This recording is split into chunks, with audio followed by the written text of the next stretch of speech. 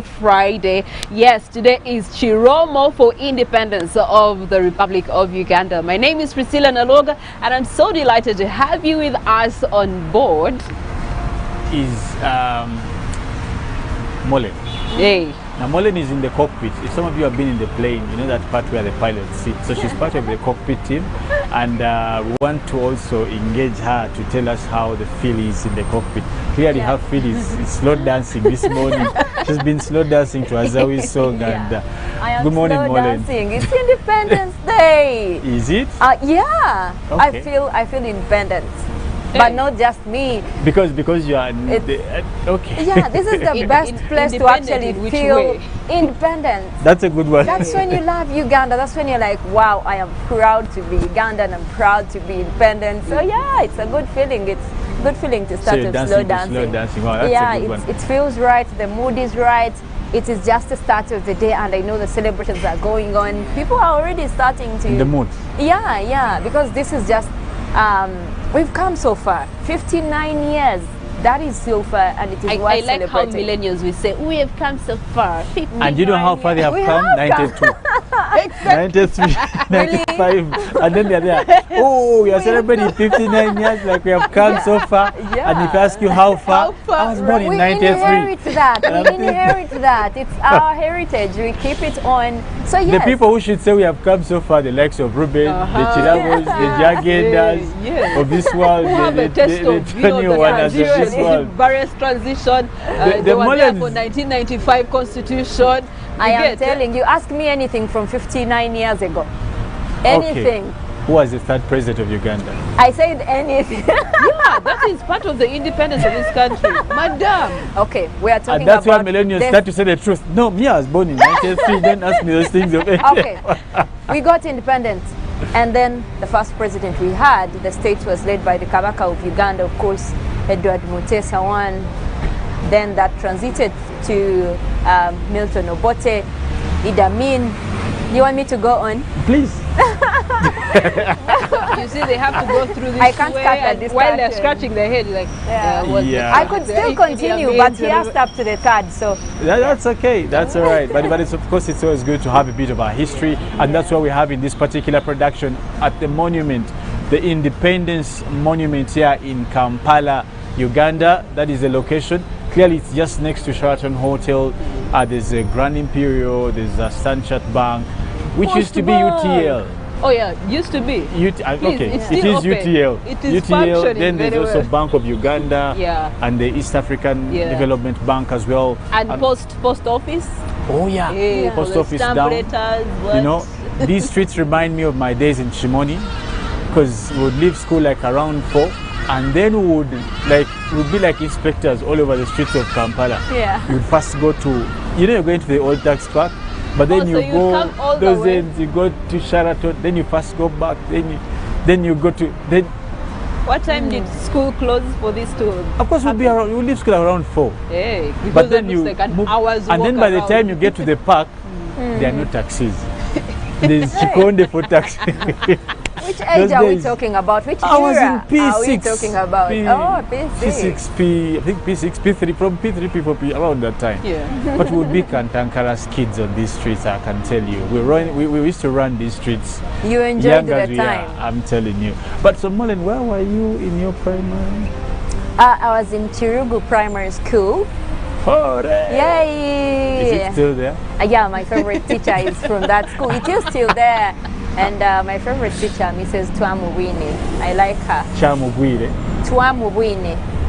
She was teaching primary 2, but she's still a very close friend of mine. She's actually not feeling well. Wish you a quick recovery. Priscilla went to Akasem.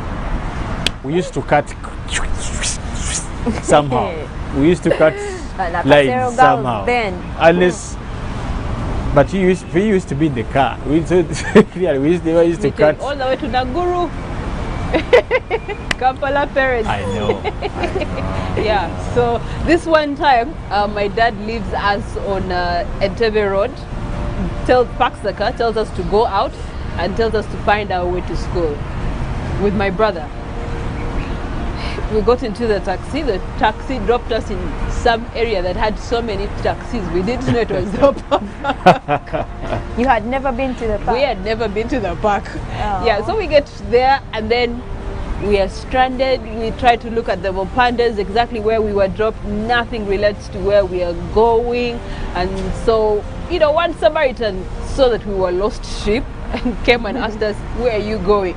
Then we're going to school. Which school? Kampala parents. Ha, Naguru. Yeah, yes. Okay. Ha. Now we nakulinyaza chira bareke ku police mutambule. Mwambuke. You don't even know where that is. You know it is a huge valley.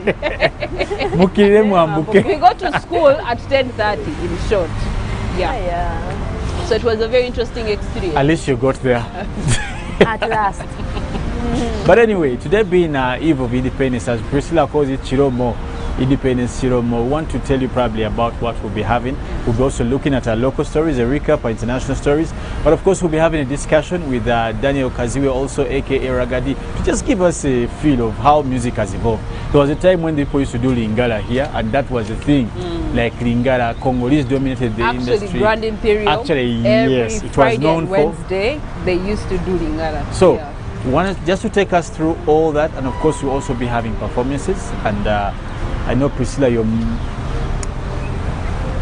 jiggy with it. We are fusing the music of 59 years. We are bringing the old plus the new to give us a katogo for that matter. If we could just pick out a song we from do back have, then. you know, because we're coming through, we also do have someone representing the millennials, a hip hop artist, and he's a very good rapper. He's called Wonder JR, and he's going to be giving us, you know, some spice of African rap, Ugandan rap, and what story like is, you know, being in communities, experiences, but through rap. Yeah. All right. And we asked all our viewers out there to share with us what are moments you do memorize about when you, like what comes to your mind when you talk about independence. How did you ever used to celebrate independence? Any memories?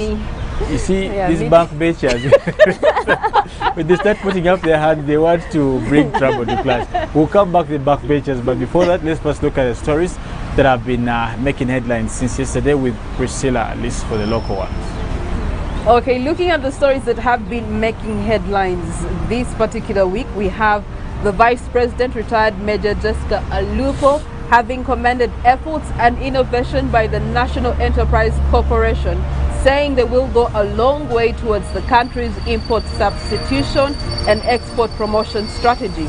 During her visit to Luwelo Industries in Nakasongola district yesterday, the Vice President said that products of the facility meet original and external standards and urged the management of NEC to continue on research to even supersede the current standards threshold to compete favorably on the international scale. The Vice President was optimistic that many local industries are now sourcing space part repairs from the factories, which she said will guarantee sustainability of production and solve interruptions and need for machine serviceable parts of the country's increasing industries, reduce expenditure and reliance on foreign spares. According to the Managing Director of Luwelo Industries, Major General Stephen Sabiti, the facility produces defense products and multi-purpose machinery, including ballistics and explosives by Choga Dynamic Center, used in making dams, roads, bridges, and also makes armored vehicles. The facility also produces gas and liquid oxygen and nitrogen that are greatly sustained the need of oxygen supply for COVID-19 patients in many hospitals across the country. Other facilities include hazardous electronic and medical waste management, mineral water line, Kira Motors assembly plant, pharmaceuticals, beef canning factory, carpentry section, and a helicopter assembling wing.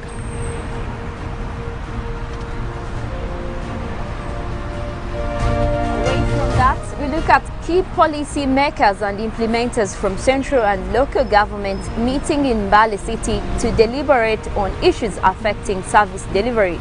Now, the Prime Minister Robina Nabanja presided over the opening ceremony at Wash and Wheels Hotel in Mbale City. This meeting, codenamed Prime Minister's Stock Take and Regional Stakeholders Engagement, was organized by the Prime Minister's Delivery Unit, PMDU. It was called to evaluate success and failures in implementation of activities in the project areas. The project covers 22 focus districts. The Prime Minister's Delivery Unit was formed in 2015 as part of the drive to improve performance and implementation of National Development Plan. The Prime Minister cautioned delegates against laziness. She said there should be no excuse in service delivery, but push for results. The PMDU has since 2016 piloted a unique service delivery method in the respective project districts. The purpose is to realize improved returns on public investments in health, education and infrastructure. The State Minister for Karamoja Affairs, Agnes Nandutu, called for a concerted effort from all stakeholders to deliver quality service to the people. Now, the head of Prime Minister's Delivery Unit, Professor Ezra Siruma, spoke highly about the parish development model. He said it was a well-thought-out program that should be supported by all leaders, particularly those at grassroots level. Later, the Prime Minister presented awards to the best performing project districts. Sironko District was declared the overall winner. The office of the DPP has taken over the case lawyer Hassan Mabirizi had filed against the leader of National Unity Platform, Robert Chagulanyi Sentamu. Lawyer Mabirizi, in filing this case, is accusing Chagulanyi for obtaining registration by false pretense at Makerere University and admitted to mature entry of a diploma in music, dance and drama at 20 years.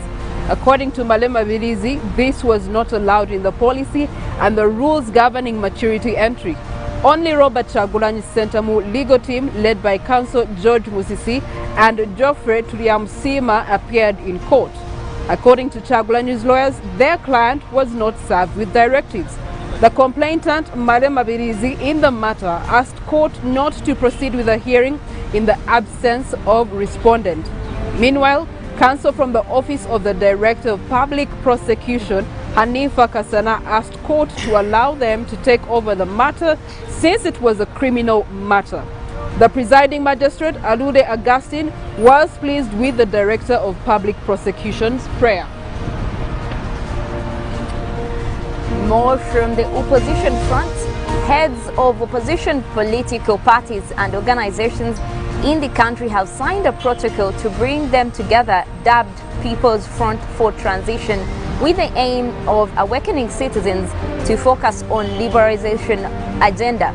The national chairman, People's Front for Transition, and also former president, Forum for Democratic Party, retired Colonel Dr. Chiza Vasije, said there is a crisis which requires all people to work together. The front was launched at Justice Forum Opposition Political Party headquarters in Mengo. Now, the opposition in Uganda has identified with new political formations the People's Front for Transition. They include Forum for Democratic Change, People's Congress, Conservative Party, JEMA, plus pressure groups like Young Democrats and People's Government. Leaders of these entities converged at the headquarters of JEMA and signed a protocol that brings them together, starting with the president of FDC, Patrick Omria Toboy. Lubega Samuel represented the DP bloc, and Council Peter Walubiri for UPC. People's Progressive Party were observers. Now, they pledged to commit to the requirements of the front, with emphasis of putting on fighting what they termed as omnipotent laws. Elton Joseph Mabirizi, former presidential candidate, said action will see them through. Well, international. Of course, now we'll be looking at international stories, and the EU is training Taiwan forces since last year. Now the report comes out today. As I mentioned, US Special Operation Forces and Marine have been secretly training Taiwan troops since 2020, risking the ire of China, according to media reports. Now the Wall Street Journal, citing unnamed officials, reported on Thursday that about 24 of US service members had been training Taiwan's ground and maritime forces for at last for at least a year, in the period during which China has stepped up military activities and political intimidation against self-ruled island claims it's its own. Now still about international stories, Saudi Arabia led a consortium completes Newcastle United takeover English Premier League football club. Newcastle United have been taken over by a Saudi Arabian-backed consortium, now the league said, after a protectorate and takeover legal fight involving concerns about piracy and rights to abuses in the kingdom. Now the Premier League and Newcastle United Football Club, St James Holding Limited, have today settled the dispute over the takeover of the club by the consortium and the PIF and the PCP Capital Partners, RB Sports and Media, the Premier League said in a statement on Thursday. Following the completion of this Premier League owners and directors test, the club has been sold to the consortium with immediate effect. Now back to Africa. Tanzania's Abdulkaraz Gunra wins 2021 Nobel Prize in Literature. Now Tanzanian author, also a Nobel Prize winner now, a prestigious prize was awarded to him on Thursday by the Swedish Academy, which cited Gunnar's uncompromising and compassionate penetration of the effects of colonialism and the fate of the refugees gulf between the cultures and constituents. Now born in Zanzibar and based in England, Gunnar recently retired as a professor of post-colonial literature at the University of Kent.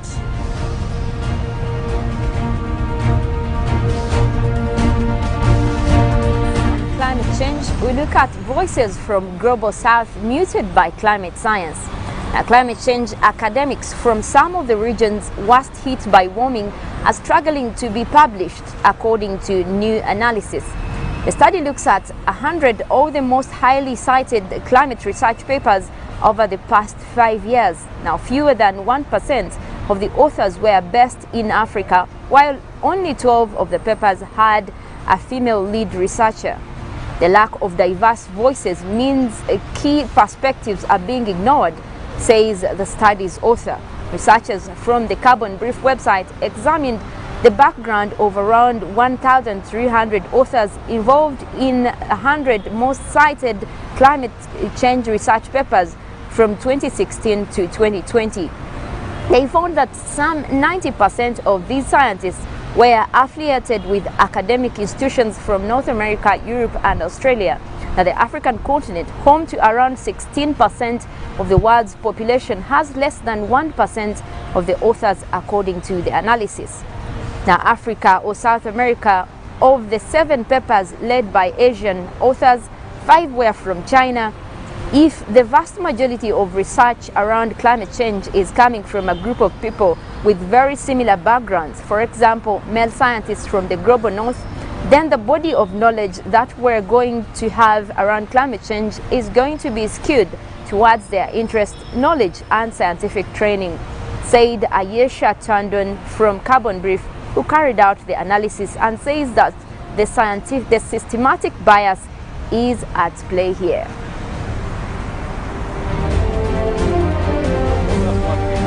In the realm of current affairs, mostly to do with news locally and of course internationally, there are so many stories making headlines, and of course about the Nobel Prize that was given onto the Tanzanian author. Clearly there's so much, and his writings do cause a juxtaposition between colonialism and modern day growth into the same. So we do celebrate with you, the people of Tanzania, and clearly we know that, as a matter of fact, is quite lovely. Now, also speaking about celebrations, there's so much to celebrate. On top of independence, what else should be celebrated?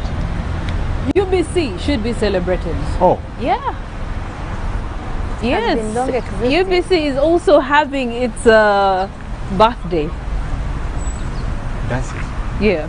Okay. So we're celebrating it. It was part of the... It was opened today, actually. Yes, it was opened today, a year before, 61. Oh, so they're gonna then it was UTV. UTV then. I think Ruben should be able to tell us. Should be able to 6 years in existence. You think Ruben was there by then? No, but he's looks closer younger to than He was history. being I might be anticipated. At least he was anticipated by then. Anyway, we also joined on set by the one Chiki rapper. Yo. Also, yeah, are you a millennial? Before Lyrical we get line. into, are you a millennial? What is a millennial? Let's start from there. Good question. So what? What is a millennial? What is a millennial? Well, people who are born pre-millennium and post-millennium, just about to get to 2000 and after. Yeah, so Yeah, I might be hanging just right there. Yeah. So the people who say we have come a long way, and then I might be hanging there. I might be hanging there. anyway, good that morning, way. man. Good morning, So sir. welcome. Thank you. It's good to have you. Good to be Good to here. have you. Humble to be How here. does it feel to wake up very early in the morning? I was told to wake up at 5, and I'm like, okay. But Iskawa, how do Iskawa people will suffer show. like this? It's part of the struggle. Yeah. I know. So it's I for know. getting used to it. But I'm humbled again to be here Sure. on a day such as this. Yeah. And so, you know, What And- memories and do talk you about- have of Independence Day? what can I say about that? Well, first it's a public holiday, Yeah. so it was something to always look forward to. Definitely, especially in school, boarding school. We're always gassed up Yeah. about this, Yeah. a day like this, and obviously, when I grew up, it's now indicative of what it means for the nation at large. yeah. So when you grow, it now becomes a bigger, it's symbolic of something much, much bigger than just a Public day to holiday. relax and so on, from a patriotic standpoint. All right. Wow. You Wow. you did a song called "For God and My Country." What Yes. was the inspiration?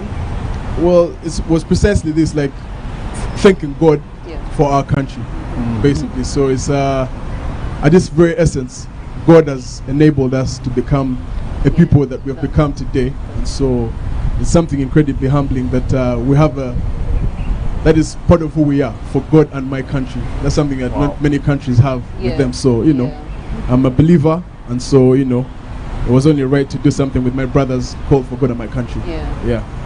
From That's what a good faith, one. Believer from what faith? Are you born again? Are you Catholic? Hajj. Eh? Oh, you're Sahaba. Haji. Don't look like a so. Hey, oh, he said it was more beg. like I'm a born again. Today is Friday, so Habba cannot be like this. Why not? Why not? Millennials, don't Yeah. So forget. clear the air. I'm born again. I'm born again. See, she almost called Haji or Sahaba. But there's nothing wrong with Hajj just like this on a That's the Friday. thing. Yeah. But anyway, of course, speaking about independence, we're celebrating this day in COVID. You realize that we don't have celebrations like we used to. We used to, in fact, I remember before, a couple of like 5 years ago, when we used to have in the Kampala festival before the independence. Yes, Remember with yeah. Jennifer Msisi? It was a would be like 3-day Compass, thing, yeah. and it would. But now with streets COVID, would be closed off Yeah. today. By the At least way, that I can say, those were I our missed days. that. I know. Miss No, that too. But now because of COVID, not much we can do. Yeah. How has this whole thing of COVID like hit you? COVID has been very unprecedented. It's just literally came from nowhere. Indeed. And it affected, I won't say it affected the creative arts, but it affected the country at large. Everything, And then yeah. we suffered as a byproduct of that. And so it's something we're still trying to recover from. We don't quite know how to navigate around it.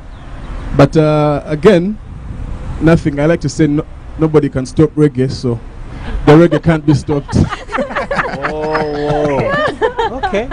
DJ Nasa would allude to that. Yeah. Well, of course, speaking about that, now we'll have to take a break, and that's what we're going to be having when we come back after the break. It's clearly nothing can stop music. And maybe just before we take the break, I can ask you what song, some of the songs you're going to perform when we come back, maybe 2 or 3 songs. I'm going to do. Priscilla wants me to do something. Forgot my country. Yeah. Yeah. And then there's Kilometer. And maybe Simple as well. Great. Yeah. So, you know what to wait for now. Yeah. Nothing can stop music, nothing can stop hip hop. Reggae, Mullen will tell us, I've seen her do the reggae thing. But let's take a break and we'll be coming back.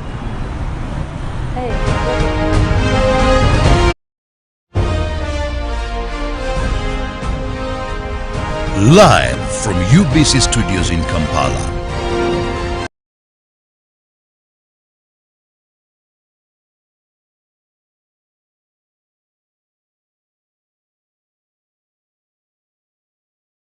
But sometimes they try in vain. How to get points? Just use MTN to make calls, send SMS, load airtime, buy bundles, or pay for MTN subscription services. Everywhere you go, MTN. When you talk about our motherland Uganda, the pearl of Africa, you cannot fail to smile because of the smile that fills the faces of the citizens. Our nice good weather and nature that sustains us all, that enables us all to continue each in their own way because we are all different even according to each individual's work. But what joins us to become one person is the sweetness from the flavored drink Alleluia Jingati drink and Alleluia Tamarind drink. The flavor that quenches your thirst while at the same time treating and healing your body because it is 100% natural. Enjoy the drink that has got the tamarind juice in it. Made by Alleluia Reflexology, Healthy Solutions and Nutritional Research Center Limited. Get yourself a bottle of Alleluia from all shops around.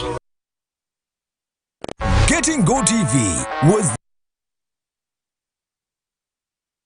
the best decision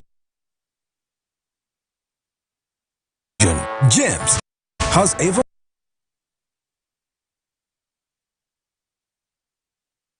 Getting GoTV was the best decision James has ever made. Finding a good place to watch football was never easy, but it was costly until James discovered something big.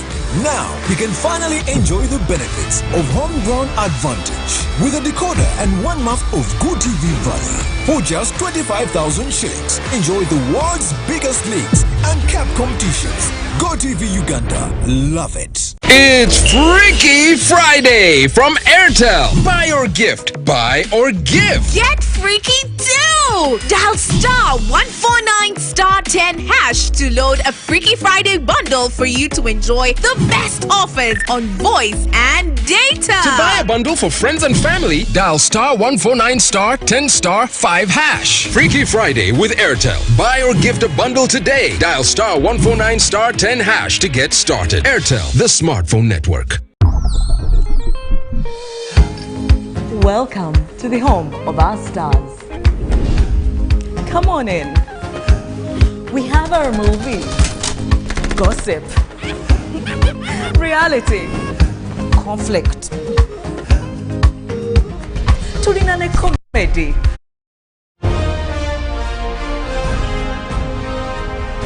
Live from UBC Studios in Kampala.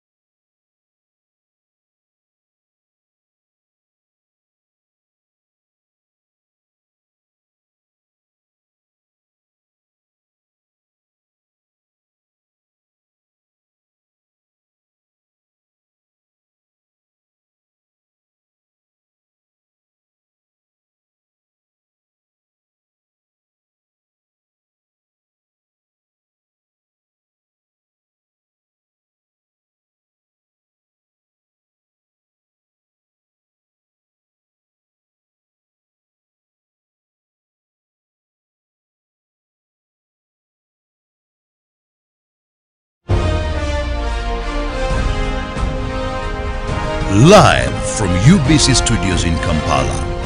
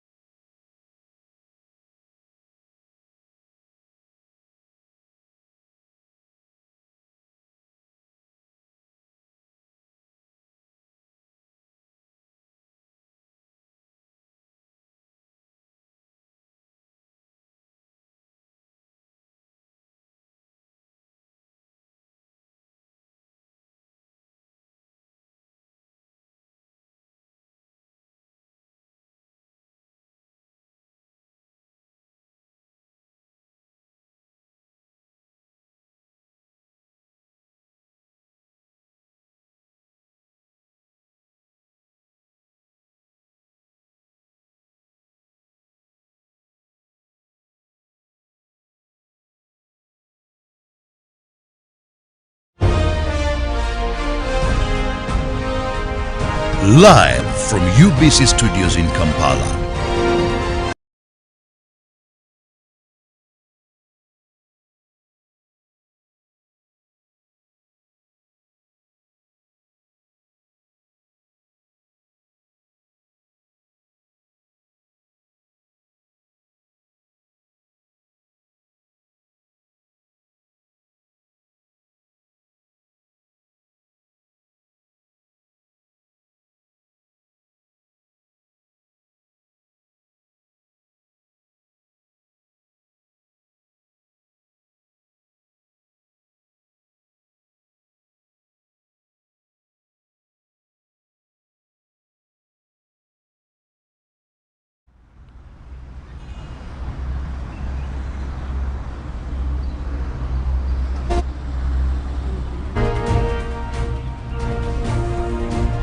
Oh yes, it's still Good Morning Uganda. Thank you so much for being with us on this Kirabo for independence of the Republic of Uganda. My name is Priscilla Nalwoga. As we continue with the show, as you know, Special Friday, it is our deal to always mix it.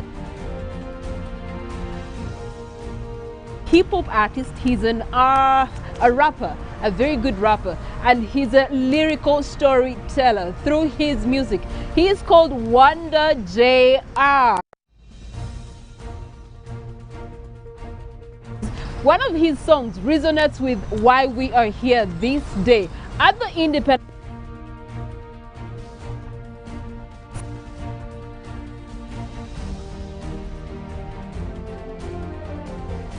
forward. So as Good Morning Uganda starts off again in the 7 o'clock hour, we get to remind you that we are at the monument, which is the Independence Monument, and two things are in this monument. A woman carrying a child that is happy. The implication of it is that our forefathers carried us up, and now we have to carry it forward as millennials. Nkunda was calling us millennials. Anyway, ladies and gentlemen, I present to you Wonder JR.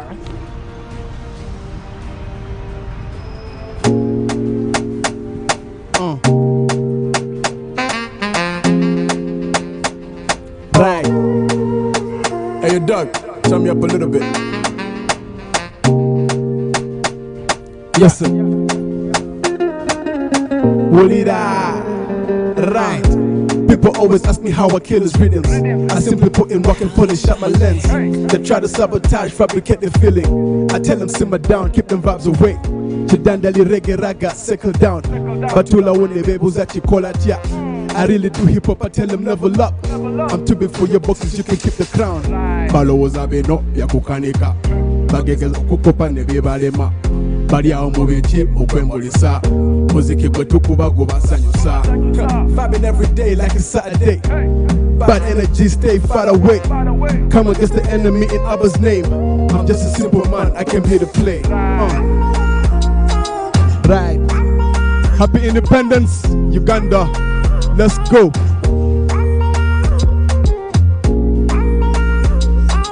Right. Let's go. Listen, I pull the moves like the commandants. I'm on a groove with them only commanders. We need a ngoma the vibe kinda just to make you kinda was to make the people and gas. All the praise to the most high you dig. All this love can got me from the pit. I was lost and distraught with defeat. Where I came from I cannot believe. Listen, hallelujah to the most high. Katonda ones in your movies evil way. All I need is your cosign. Vibing every day like it's Saturday. Bad energy, stay far away. Come against the enemy in Abba's name. I'm just a simple man, I came here to play. Hey, go. Let's go. My name is Wonder JR. Let's go. Right. Listen. For good of my country. This is for good of my country. Featuring Wonder JR, Pato, and AKK, commonly known as Alvin. Me could leave me flowing down a stream of living water in about as much of the word as it took to bring the world into existence. I insist. Let there be Ninkusima imbabazi zawe haleluya omwoyo likwera likwera yesu niwe wenka niwe wenka yesu niwe wenka let your mind unwind to this. It's a vibe. Come and rock with this. The affection for the motherland. Hey, capture the moment, make it come alive. Hey, this kind of beauty, dazzling. Black, yellow, red, pearly rich. Mic to my heart, baby. Watch me drip. Kaleidoscope like it's a mannequin. Hey, oh Yahweh, Yahweh. Oh moyo likwera. Fire, fire, fire. Shogo ije. Oh dwebe mbere. Oh Yahweh, Yahweh. Oh Yahweh, Yahweh. I say, Lion of Judah. Right, Shumo Ije. Oh dwebe mbere. Oh Yahweh, Yahweh. Oh Yahweh, Yahweh. Oh moyo likwera. Shumo Ije. Oh dwebe mbere. Oh Yahweh, Yahweh. Yahweh ori Mungu wa baraka. Cut the music. It's Wonder JR. Happy Independence, Uganda. For good of my country.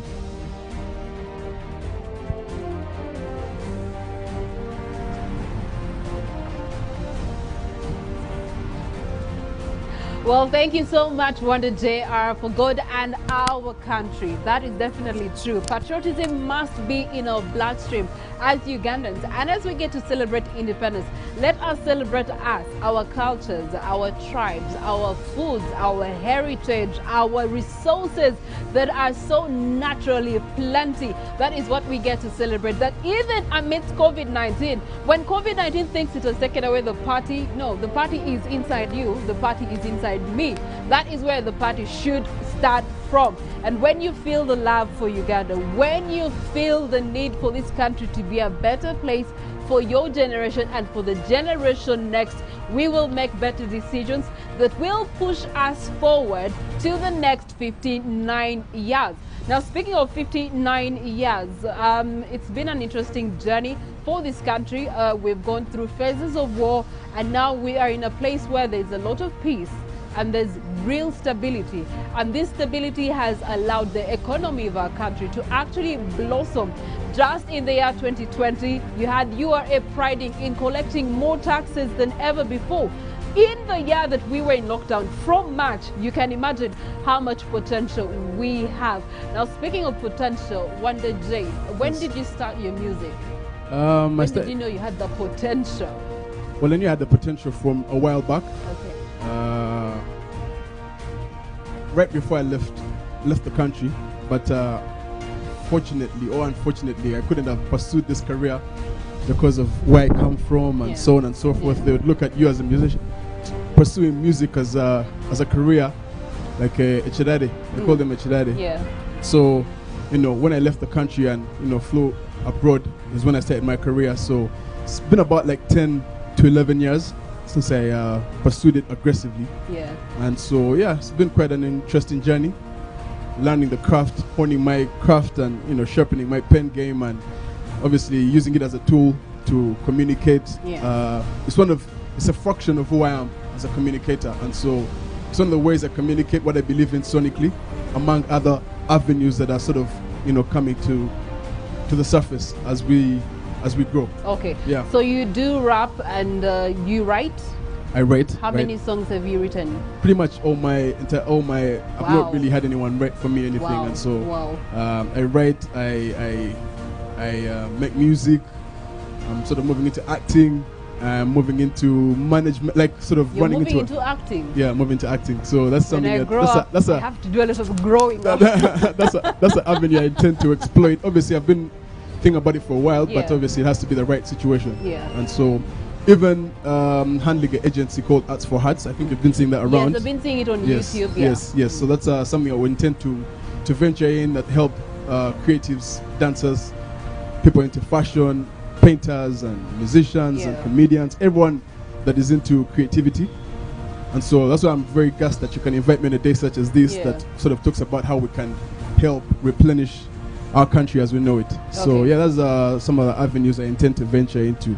All right. Right. We did have celebrations of World Child Day, Okay. and one of the things that they were highlighting in the theme is the necessity to actually use platforms such as arts to be able to push the message of patriotism Right, forward. right. And so, as you know, the team that you have set up, how are you using your particular arts to actually push positivity forward and push a good message to the people who consume this kind of music?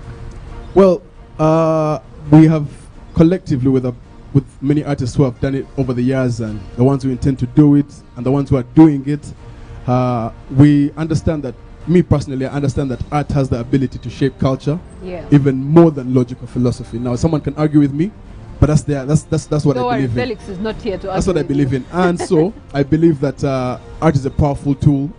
But the problem we have is that currently in our current setting, it is the most slept on, and we have And not. when you say slept on, what exactly do you mean? We sort of are very adamant about the creative arts in this country, and it is something we have to fight for, which is quite sad. And yet the Western world has capitalized off the creative arts, That is which true. has helped shape who they have become and ultimately who we have become. And so we don't understand the dynamics of how this works, and yet really and truly it's the most powerful, mechanism that is used to shape the mindset. yes. Because you see, art has the ability to bypass my reasoning Yes. and head into my imagination subconsciously. It happened to me in high school. Right. You know how you're in school, it's a single girl school, and there are those that we all have different shapes and sizes, and then you look at another and you're thinking, she's beautiful. You look in the mirror, I'm not that beautiful. You know, that whole comparison disease. Right. Then one time there was a group of young ladies that had formed an initiative to really help young girls deal with imagery. And so while I for long believed that I had the worst nose in the world because of the bump, Can you imagine? I swear, every single time someone would, now the way you're looking at me, my nose would twitch here, right here, because of my insecurity in my self-image. But through the program, they just came and put us in a circle and then told each one of us to talk about their best features and their worst features. Now, there was a girl that I thought was very beautiful, like her face was always nice to look at. She said she didn't like her nose, she didn't like her eyes. I said, what are you meaning? I admire you every single day. You're saying you don't like these things about yourself. Yeah. And that sent a message to me. Right. You know, I was like, no, if she's not comfortable, really, we are all in the same boat here. We are all beautiful. But then So again, what's that's wrong with an you? Like, artistic, you you see what I'm saying? Exactly. There was all these measures of perfection that Yes. are projected to the people using the arts. The arts. And so we could actually use this to now To project reverse and that reverse mindset. mindset Yeah. and tell the world how good, for example, from a Yeah. patriotic standpoint, how amazing Uganda is. Yeah. See, right now we live in a time where it's hard to communicate. Like, people don't want too much jazz, but they want you to communicate. I don't know if you watch the Super Bowl, like. Oh, yes, Guys do commercials, a definitely, 30-second definitely, commercial that yeah. could take you a whole Yeah. session of 2.5 hours explaining, but he Yeah. does it in 30 seconds. And so that's what the creative arts are capable of doing without necessarily talking. You know, this the biggest TikTok influencer in the world who has the biggest following, but yet has never said a word. And that to me is incredibly powerful. And now he's You get me? meeting the Ronaldos of this world. Now Formula One and so on and so forth. And so that's that's how Art, arts yeah, can contribute. yeah, Now the thing yeah. is, we have to understand and help enlighten the people that, especially coming from a traditional standpoint, Yeah. they look at us, the creative arts, as mad people. And our challenge is that we have looked at engineering, doctoring, and so on as the high watermarks of human achievement. Well, that's because, again, the society where we've been raised from, our fathers, our mothers, Right. came from a different era altogether. true. Because of the war, there was interruption True. in education. True. Many of them had to stop halfway True. education. True. And so at that time, the ones that seemed privileged were the ones doing the white collar job. Thank you. Right, the right. doctors, the lawyers, the engineers. Those are the only ones that would be considered Yeah. or Mulodi. Yeah, But yeah. that has changed today. Yeah, it is changing. We're still battling with mindsets because now the thing is, dealing with those people that believe that's the only way things would work becomes a bit difficult now to explain to them that, hey, this other part that you guys have neglected that actually works as well. So I think living in a country where 70% of the youth, and we're all struggling to get by and so on and so forth, and yet there's so much potential.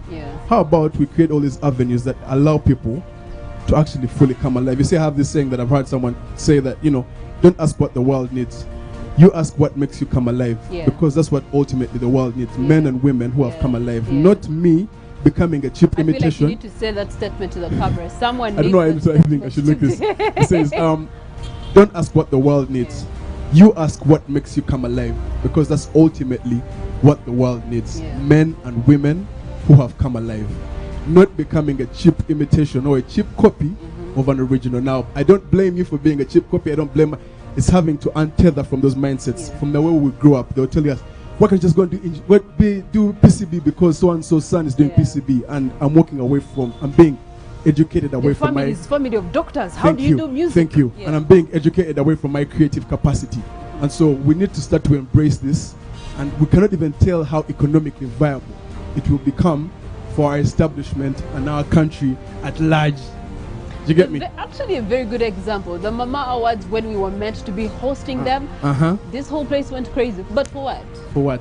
For what? Honestly. Is it? So I feel like now in a time like this, you know, being humble that you can invite me on a platform like this is to not really speak about me, but to speak about the creative capacity and how we can replenish it and build it and grow it from a, because we're still in a virgin territory. We're still trying to grow and become who we should be. And so the opportunities are bountiful and are plenty, but we need to tap into them using our creative capacities. So whoever is out there that wants to, you know, venture into this, and you're up and coming and you're, you know, questioning it, or please just stay the course. Yeah. Okay, well, stay the course. That's a good message. Now, what's your positive message to Uganda as we get to celebrate 59 years of independence, of liberty, of peace, of freedom? Uganda is where it's at, to be honest. Uganda, this is the place. I can tell you for a fact. And at times such as this, where there's so much that we need to tap into, there's a lot of potential in our country. So much potential that we need to tap into and exploit. And a country like this, for God and my country, especially fundamentally being built off our faith in God. I mean, you can't go any wrong. When you have God at the very core of who you are, that's all that matters. And so, you know, there's a lot to be thankful for our country. There's a lot that we've managed to conquer over the years. Our forefathers that have fought for our freedom, that we might have this liberty. And so let's exploit this liberty, basically.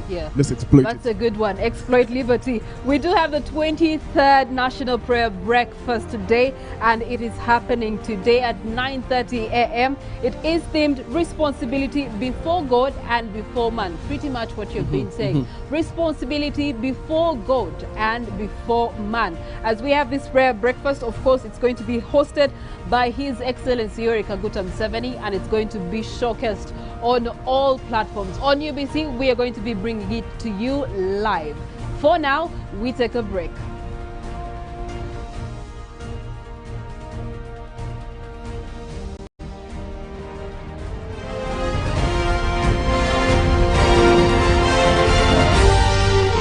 This is Good Morning Uganda.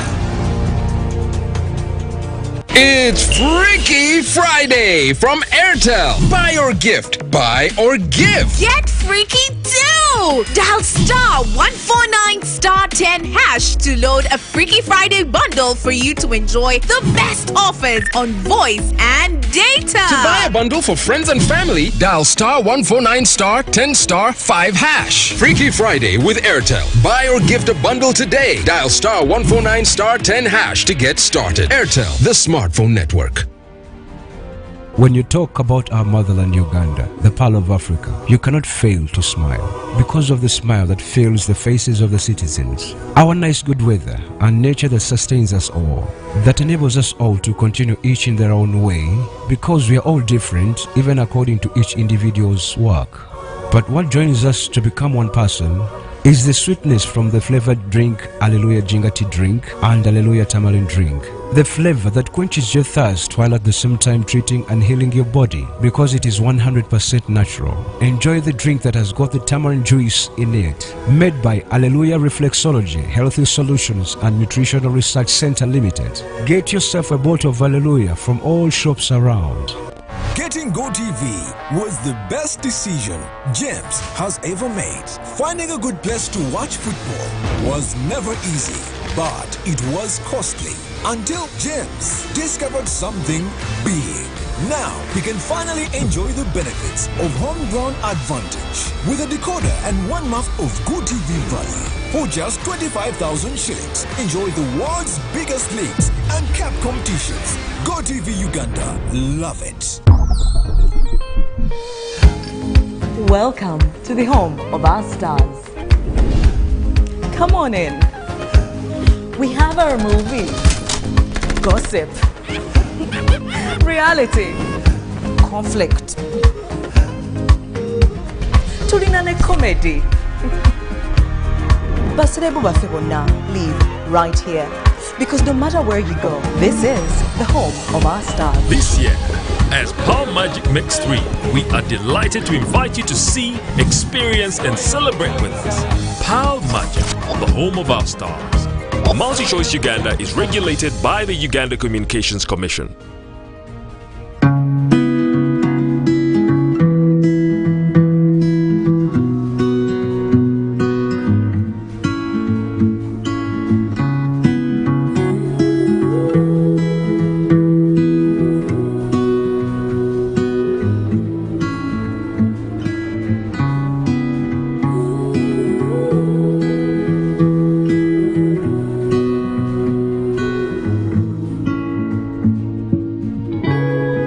Vaccinated today so we can get closer to the normal way of life. Echa COVID-19 chija kugwa.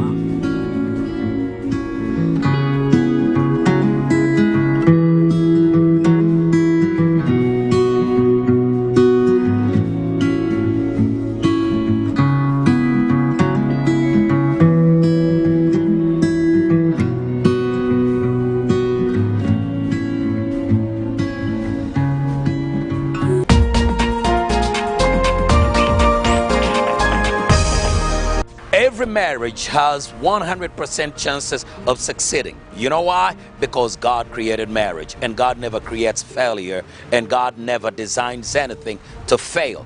Every marriage has 100% chances of succeeding.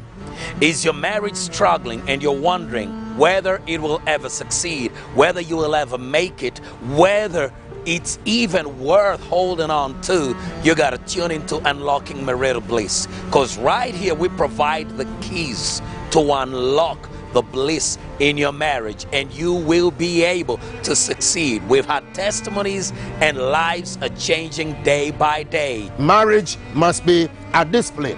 It must not be handled like a casual thing. As women, when we have the outward expression, even our form of respect is tied to the outward things that you do. Some women now have working class. They don't know how to handle their husbands because the marriage was has become like question and answer marriage. Do you have any tea? Don't you have hands to prepare it? Why have you come back late? Did I take your blanket? It's question and answer marriage. Not any other place, but every Sunday, 3 p.m. right here at UBC with the one and only Cyrus Rod, not any other.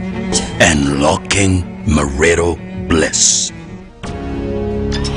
Buli munya-Uganda nayitinga amakuru marungi. UBC West eyina amakuru marungi kandi agali kwesigwa.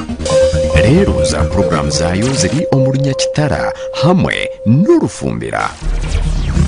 UBC West eyina tekinologiya ey'omulembe eri kugibaasisa kuhika omu bicweka byona omw'ihanga nangu n'aheeru y'eihanga. Tukwatire aha frequencies zetu. Kisoro 97.7 Fama.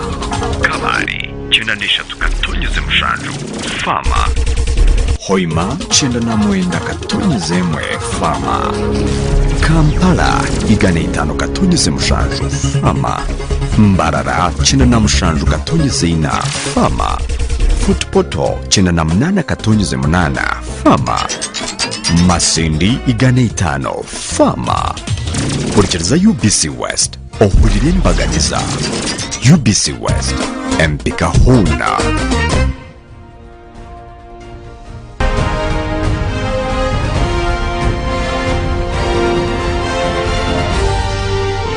This is Good Morning Uganda.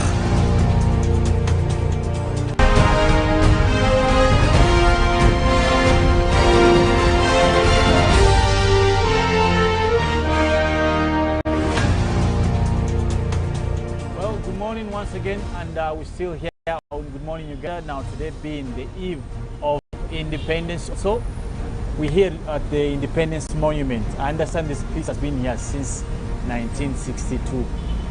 I don't know if it has also evolved just like the new generation, but probably someone will be here to tell us that. But of course, also we'll be doing our news roundup of the week, and today in particular, it's me sitting in for Robert, and I'm only with Rachel. I don't know where Ivan is, but if he joins us, clearly we'll be having him. But for now, let me say good morning, Rachel. Morning. How are you? I'm quite well, thank you. Look independence. Really? As in black, yellow, red? Well, the green. Okay. It reflects, I guess. Nature, maybe? Yeah, probably. How have you been? I've been quite well. How's been the week for you? Well, the week has been so-so. Okay. Of course, a lot of focus has been on the Dubai Expo. Oh, yes. Oh, yes. There have been a number of happenings, but I think that has been very much front and center, because I think maybe as a country that is trying to get where we want to go, the economy is front and center. Indeed. Of everything at this time. At time. the heart of the growth and whatever that you think of. And probably now that you talked about the expo, and that will be the place where we want to start right now. We did exhibit. We were part of the exposure, and the intention was basically to see how we can get what one would call meaningful collaborations in terms of investment. And this would stretch as far as agro, ICT, medical, health, just to mention but a few. And we've been at it before. We've seen the president, I think for the last four or 5 years, he's signed more these understandings. We have been opening up our industrial parks left, right, center. In particular, if you just to comment about this, the Dubai Expo, is it any different from the various memorandums you have had? What's unique about this particular expo, if you may? I think the Dubai Expo has been in existence for a long time. It's not a debut. It's not a new thing, yeah. It's not a first. But I think what is a first is the environment in which we find ourselves. And this is global. The COVID pandemic has really pushed many countries and economies to their back heel. Yeah. They really have to find new ways of doing things. As you know, this country has been very much about private sector-led development. And as a result, foreign direct inflows of money have been really the kingpin of the strategy to move this economy forward. And so, over the first stretch of the NRM government, that is the first 10 years or so, they continued with the traditional approach to sourcing capital. And that is, they looked very much to the Western powers. But I think as time moved on, they discovered that the Western expectations and where this country wanted to go were increasingly less and less compatible.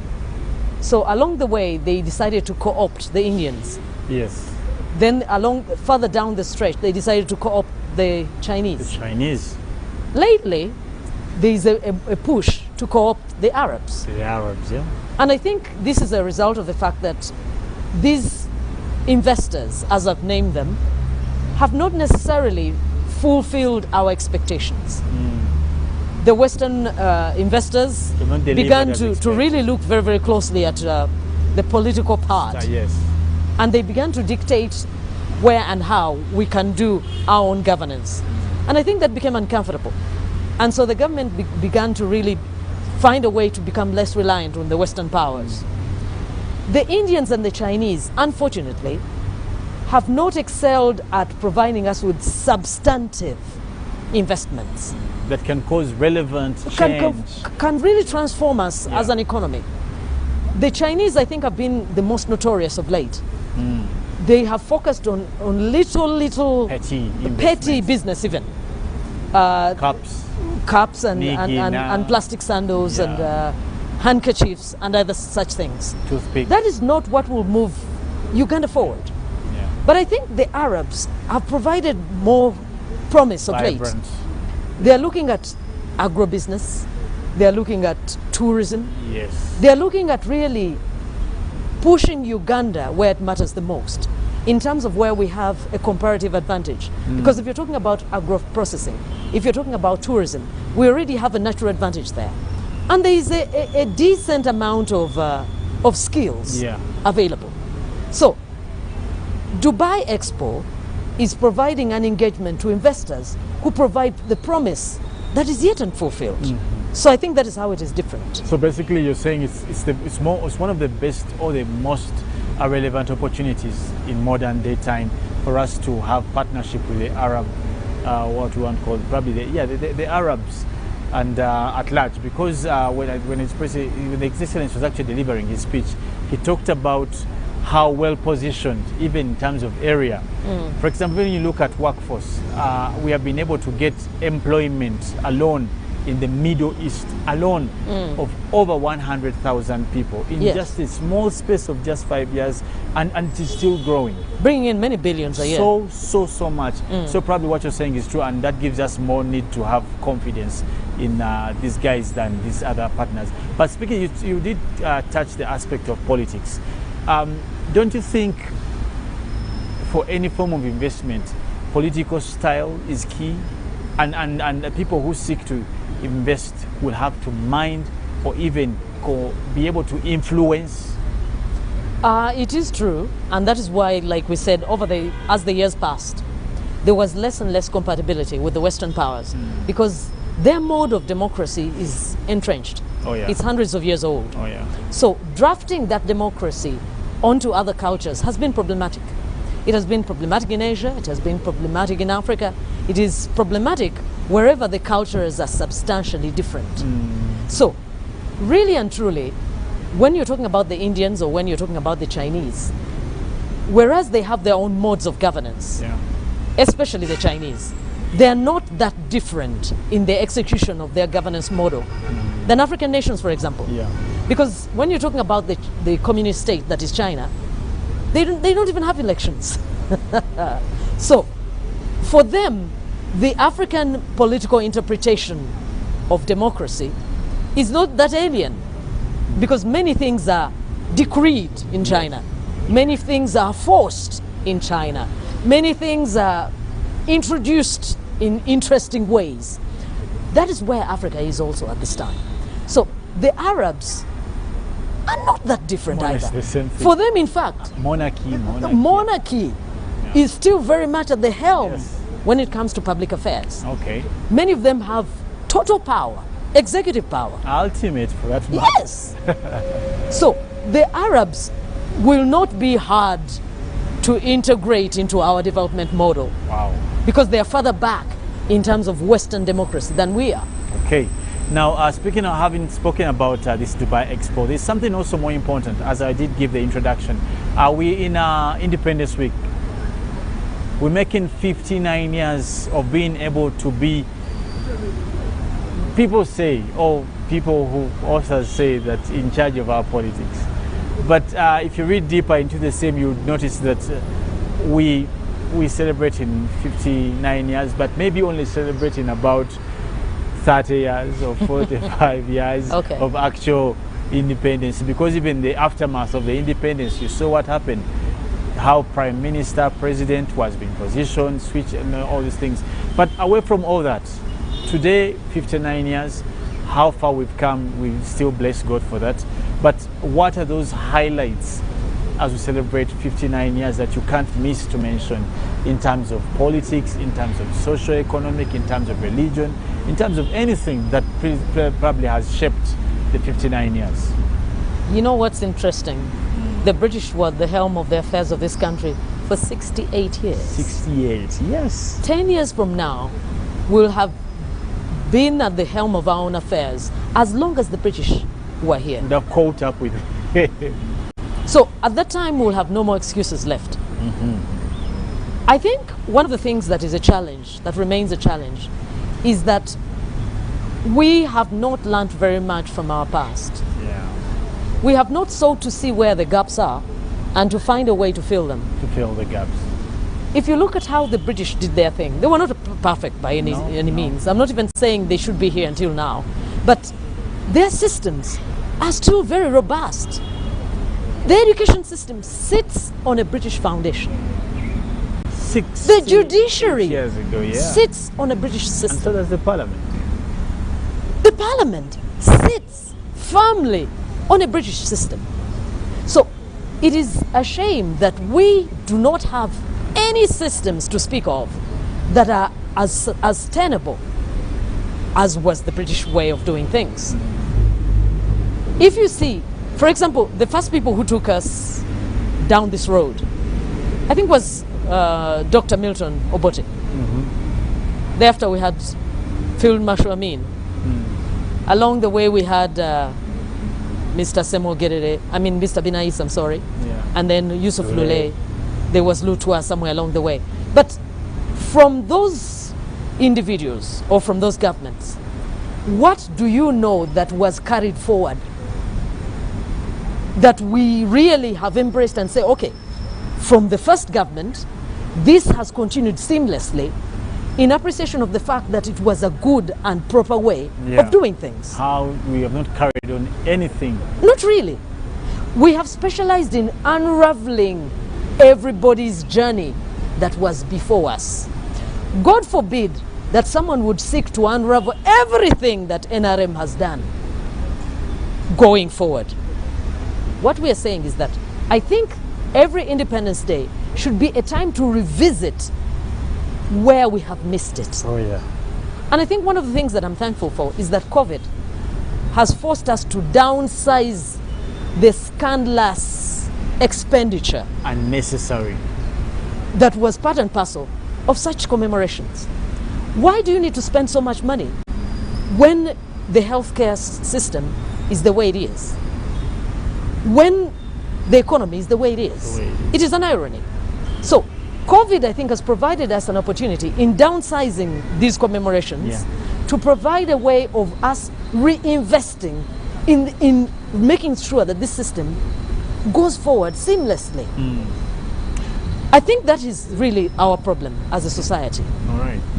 The politics has also been that same way. The economy is the same way. The education system. How are we entrenching the good things that we have done along the way? There's some things that we have done well. Yeah, surely. But how will we entrench them? How will we make sure that these things carry over? They're protected to be for generations. The cycle of economic instability, political instability, security. The reason why there is always a downtime as we catch our breath between governments is because we have not entrenched these things. The most accommodating values. We really need to find out. For example, this Independence Day should have been, where are we on our journey? Wow. Clearly, there's a journey, and we have walked 59 years by tomorrow. The expectation is that there is so much we should have learned, and as Rachel is saying. But the question again is, have we learned enough over the years? And in terms of what you're saying, politics, let's look at education. Let's look at the private sector. Let's look at the people themselves, the elderly, the youth, the hospitals, everything. Is there something we have learned over the years, or we simply enjoy swimming in our mistakes again, time and again? So for us, as we celebrate this day, it's important that we also cause memory of how better we can be. It's not enough for us to celebrate. Celebrating a day is not enough. It's a we short must period, attach it's a short it thing. to something more vibrant. If the celebrations were, let's say, every time we celebrate independence, we open up a hospital in a district. If That's every one time way we of doing this celebrate thing. independence, open up a school From in a these district. savings, for example. Yes, because celebrating, sitting here, doing the show, calling us somewhere, Eating a lot of food. Yeah, prayer is good. You may have prayer, but again, can we turn this day in something more tangible? That every independence, a country, There's will something open- to show. The president will be somewhere, the prime minister will be somewhere, opening up a school, primary, a technical college, all these things. A day is simply as useless as it sounds, because it's not tangible. What's 24 hours? What is it? You know, the flag will go up and come down, and then kids will go back to not having schools, mothers will go back to dying on streets. But let us make solid a day like this. For me, I think that's key. And of course, lastly, Rachel, will be looking at Parliament. This week, maybe two incidents that were major for us. Last week, we saw the opposition march out because of the arrest and of the Sewanyan and Wad. And this week, they came back because probably they had legislation to pass, and maybe that also included the new allotments of a bit of pips, if I want to call it, for the Deputy Speaker. People say, the legislature said it was long overdue. Some people would say. I would say it's, again, not necessary. I don't know what you have to say. What? The mashing out? Yes. Well, I think it has its place. Not forever, of course. And I think it's a good thing that they came to themselves. Okay. The statement has been made, life must go on. Right. Will you not legislate forever? But anyway, I think along those very same lines, you've heard Dr. Message's back. In a new, we're talking opposition and their impact on society and so on. So he's at it again. He's conjuring up something, cooking furiously. We wish him well. But what we are trying to say is that even the opposition, while the government also needs to revisit some of the milestones, good or bad, from time to time. There's a place for ticking off what has gone well and redoing what has not been going well. But the opposition also has the same obligation. Dr. Message, what has he learned? Know this? You know, he was at this thing 20 years. He's pressing the 30-year mark. Wow. He's not far behind the NRM. So what can he say Maybe he brings to the table this time? You know, no one wants to be taken for granted. No one wants a right. Dr. Besigye had his time. He was unchallenged as the leader of opposition. These days, there's another guy. And let him be. I don't know how it will work out. Speaking about politics again, Rachel, let's just look at this whole thing of the Deputy Speaker. You had, it was passed, it is now probably going to become law that she will share a bit of some administrative and of course procedural powers. And for me, I don't think it was necessary. That's for me. Because whatever she's going to do, or even the office will be able to do, could have been done under delegation. That is for me. I don't know what you have to say about that. Well, I don't know whether this is a start of new and interesting developments.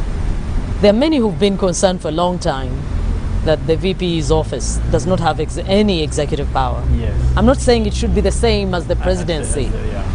There are others who are also concerned that the Prime Minister's office should also have some executive power. So if this is the start of new developments, it may end up, it may not be so bad after all. To also cut across the other Well, side. maybe if it starts in Parliament, we'll soon hear about some things in the PM's office. But the balance, I think, is the tricky thing. Yeah. The Deputy Speaker having some executive power, I don't expect her to have the same power as the Speaker's office. Definitely. But I think also the last stretch of former Speaker Kadaga's tenure, I think cast into sharp contrast the very pathetic state of zero powers for the Deputy Speaker. That's true. It was a you know, threat when to the that Speaker, office. when you are really serving at the whims of the Speaker, it's also absurd. So if the Speaker doesn't have a good day in 2 years, you never come to Parliament? We saw that. It happened. It happened. So I think some people are anxious not to have a repeat of those affairs. But I think in the process of executing this, the Speaker's office must retain more power. Definitely. Otherwise, there is no need to have a title that has no, no greater leverage than the next office. Surely. We see the dilemma, for example, in neighboring Kenya. Oh yeah. We know that Deputy Vice President Ruto, the fact that Kenya, I think, maybe did not differentiate well enough what the power should be for those two offices. There's been a power struggle. Yes. That is really not good. Evident. It's evident. It is not healthy. So we don't need to have that in the Speaker's realm as well. We wish them well. That's really all we can say. Well, of course, it's basically for us a wrap up. And maybe just lastly, I want to ask Rachel, how do you intend to spend your independence? Is there anything unique you do? Not really. You know, there are many things that COVID has redone for us. The big celebrations, they may well be a thing of the past for real. I think when Mr. Kasaija tabulates the true savings from all these big dues, the Women's Day and all these many others, there may well be a decision to carry forward with these small commemorations. So, for many people, and I think it's apparent, the atmosphere of independence of years ago is not with us. And I think that will remain. Wow. So for all of you out there, make sure you do celebrate independence, but as Richard says, keep it within the change of budget. Do Zoom family celebrations. We are yet to learn how to do Zoom celebrations. But of course, from us and the team, will be taking a break. But of course, Rachel, Priscilla and Mullen, of course, Mullen will be coming in with nature. Priscilla will be giving us the sports update as well. But we'll expect to have an interview again also with Daniel Kaziwe, who will be talking about how the industry of art has evolved over the years as we celebrate 59 years of independence. Thank you so much for staying with us. Good morning, Uganda. Today is the eve, as Priscilla kept on saying, the Chiromo of independence. So do not forget to celebrate in all ways you can, with the way you're going to dress, with the way you will, the music you play, how you'll walk. I don't know how people walk for independence, but you can try that out. Let's take a break. We'll be coming back shortly.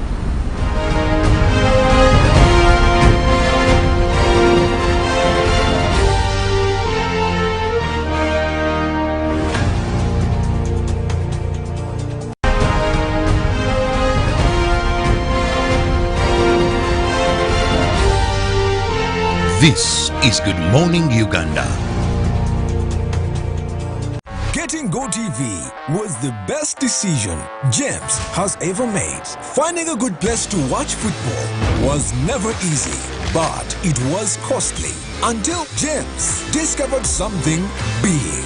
Now he can finally enjoy the benefits of homegrown advantage with a decoder and 1 month of GoTV Valley. For just 25,000 shillings, enjoy the world's biggest leagues and cap competitions. GoTV Uganda, love it. My home, I smile when I think of you, Uganda. My home. My home, I dance when I look at you, Uganda. My home, oh my Uganda. I know, with you I'll always stay forever. I know, because I feel that we belong together. My home, under the sun so bright, under the moon at night, on my heart. Mommy, oh my Uganda. Hey, mama. At MTN, we look forward to starting another exciting journey together to grow our home, Uganda.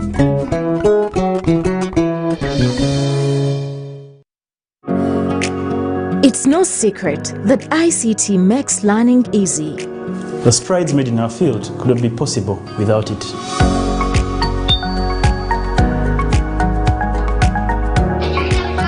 And now we can watch our favorite shows. My radio is my best friend. UCC provides an enabling regulatory environment and policy guidance for healthy competition. We also facilitate ease of doing business in the communications sector through licensing, standardization, spectrum management, tariff regulation, rural communication development, and consumer empowerment. An informed consumer is an empowered consumer. UCC supports local content and innovations. Driving the development of a robust communication sector in Uganda is Uganda Communications Commission.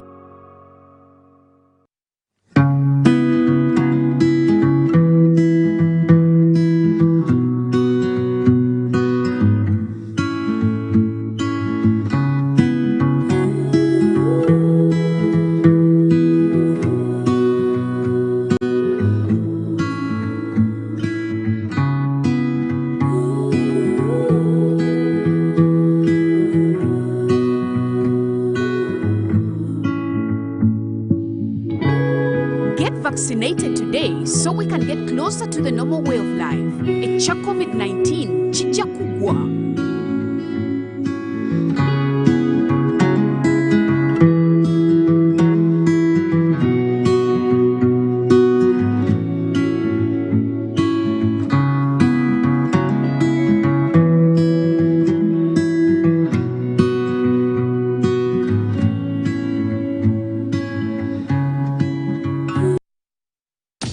Welcome to English in a Minute. Dust is made up of very small particles of dirt, and it collects everywhere. So, my friend Bernard really wants to go out with your friend Bridget. Is she seeing anyone? No, but now is not the best time. She is still getting over a really messy breakup. Ooh, right. I'll tell him to let the dust settle before calling her. Good idea. And warn him that there's a lot of dust. Dust in this expression represents confusion, trouble, or just a lot of activity.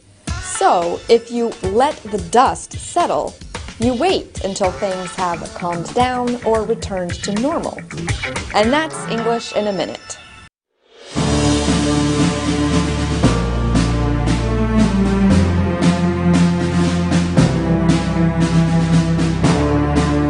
My name is Vincent Babulanga Kisempija. I'm the Minister of Defense and Veteran Affairs. On this 59th independence celebrations of our country, I wish to congratulate His Excellency the President of the Republic of Uganda, General Yoweri Kaguta Museveni, who is also our Commander-in-Chief of the Uganda People's Defense Forces. I also wish to congratulate the people of Uganda. I wish to call upon everybody in this country to use this very wonderful opportunity when Uganda is peaceful, we have security. It is a conducive environment that everybody should use to engage in production. We have been able to reach this level. We have achieved a lot in terms of development. We have been able to eradicate poverty among our population. We still have only 39% of our people stuck in poverty. We should, this time, in the year that we are entering of our independence, make sure that everybody engages in productive work and be able to get rid of this poverty. As Minister of Defense and Veteran Affairs and the UPDF, we support all the policies of government, especially the policies of eradicating poverty. We have been engaged in Operation Wealth Creation. We have, as UPDF, been able to engage in productive work. We have NEC and our engineering brigade, and UPDF in general is engaged in productive work. We have been able to join Ugandans in all affairs of health, education. We have participated squarely in fighting COVID-19, and we have also participated in other productive engagements. We want to call upon all Ugandans to join hands to be able to produce for this country. Our country must face all the challenges that are within us here, but also face the international challenges of the market. We need to position ourselves to be able to compete in the international markets. We need to export. We need to increase exports. We need to look at all issues of quality and standards of our products. So I wish you fruitful celebrations, but also as we enter the next year of independence, let us be ready to compete in this very competitive world.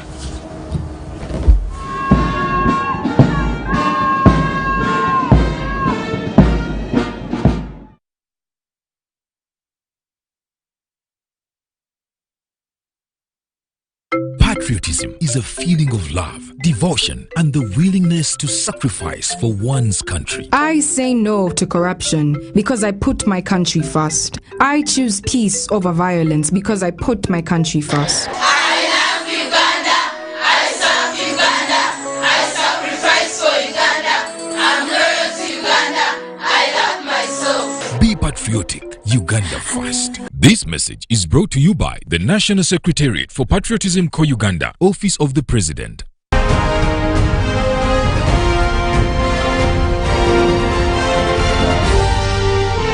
This is Good Morning Uganda.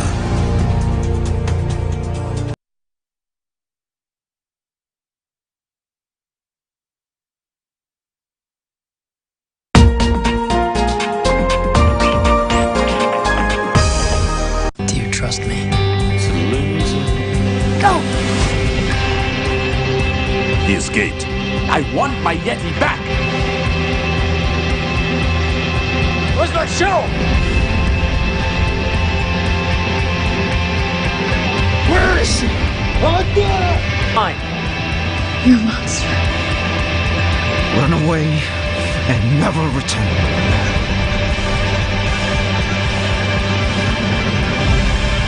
Thank you for this journey. No matter how it ends. I don't know what comes next, but I don't regret any of this.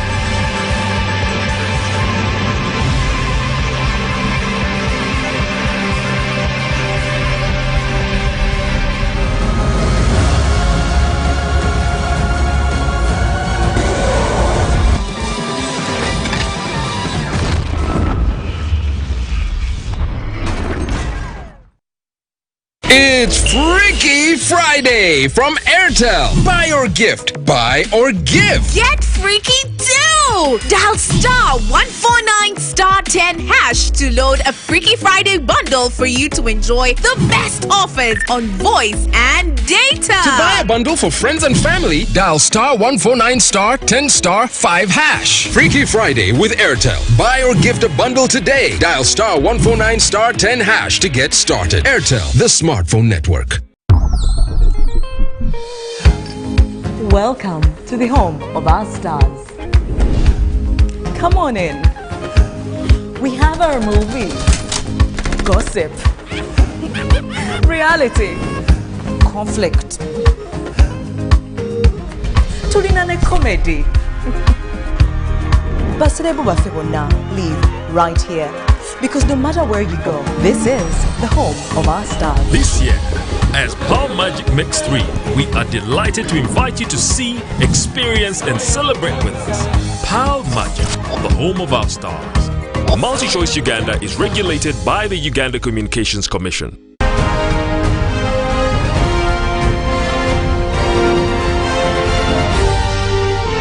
This is Good Morning Uganda.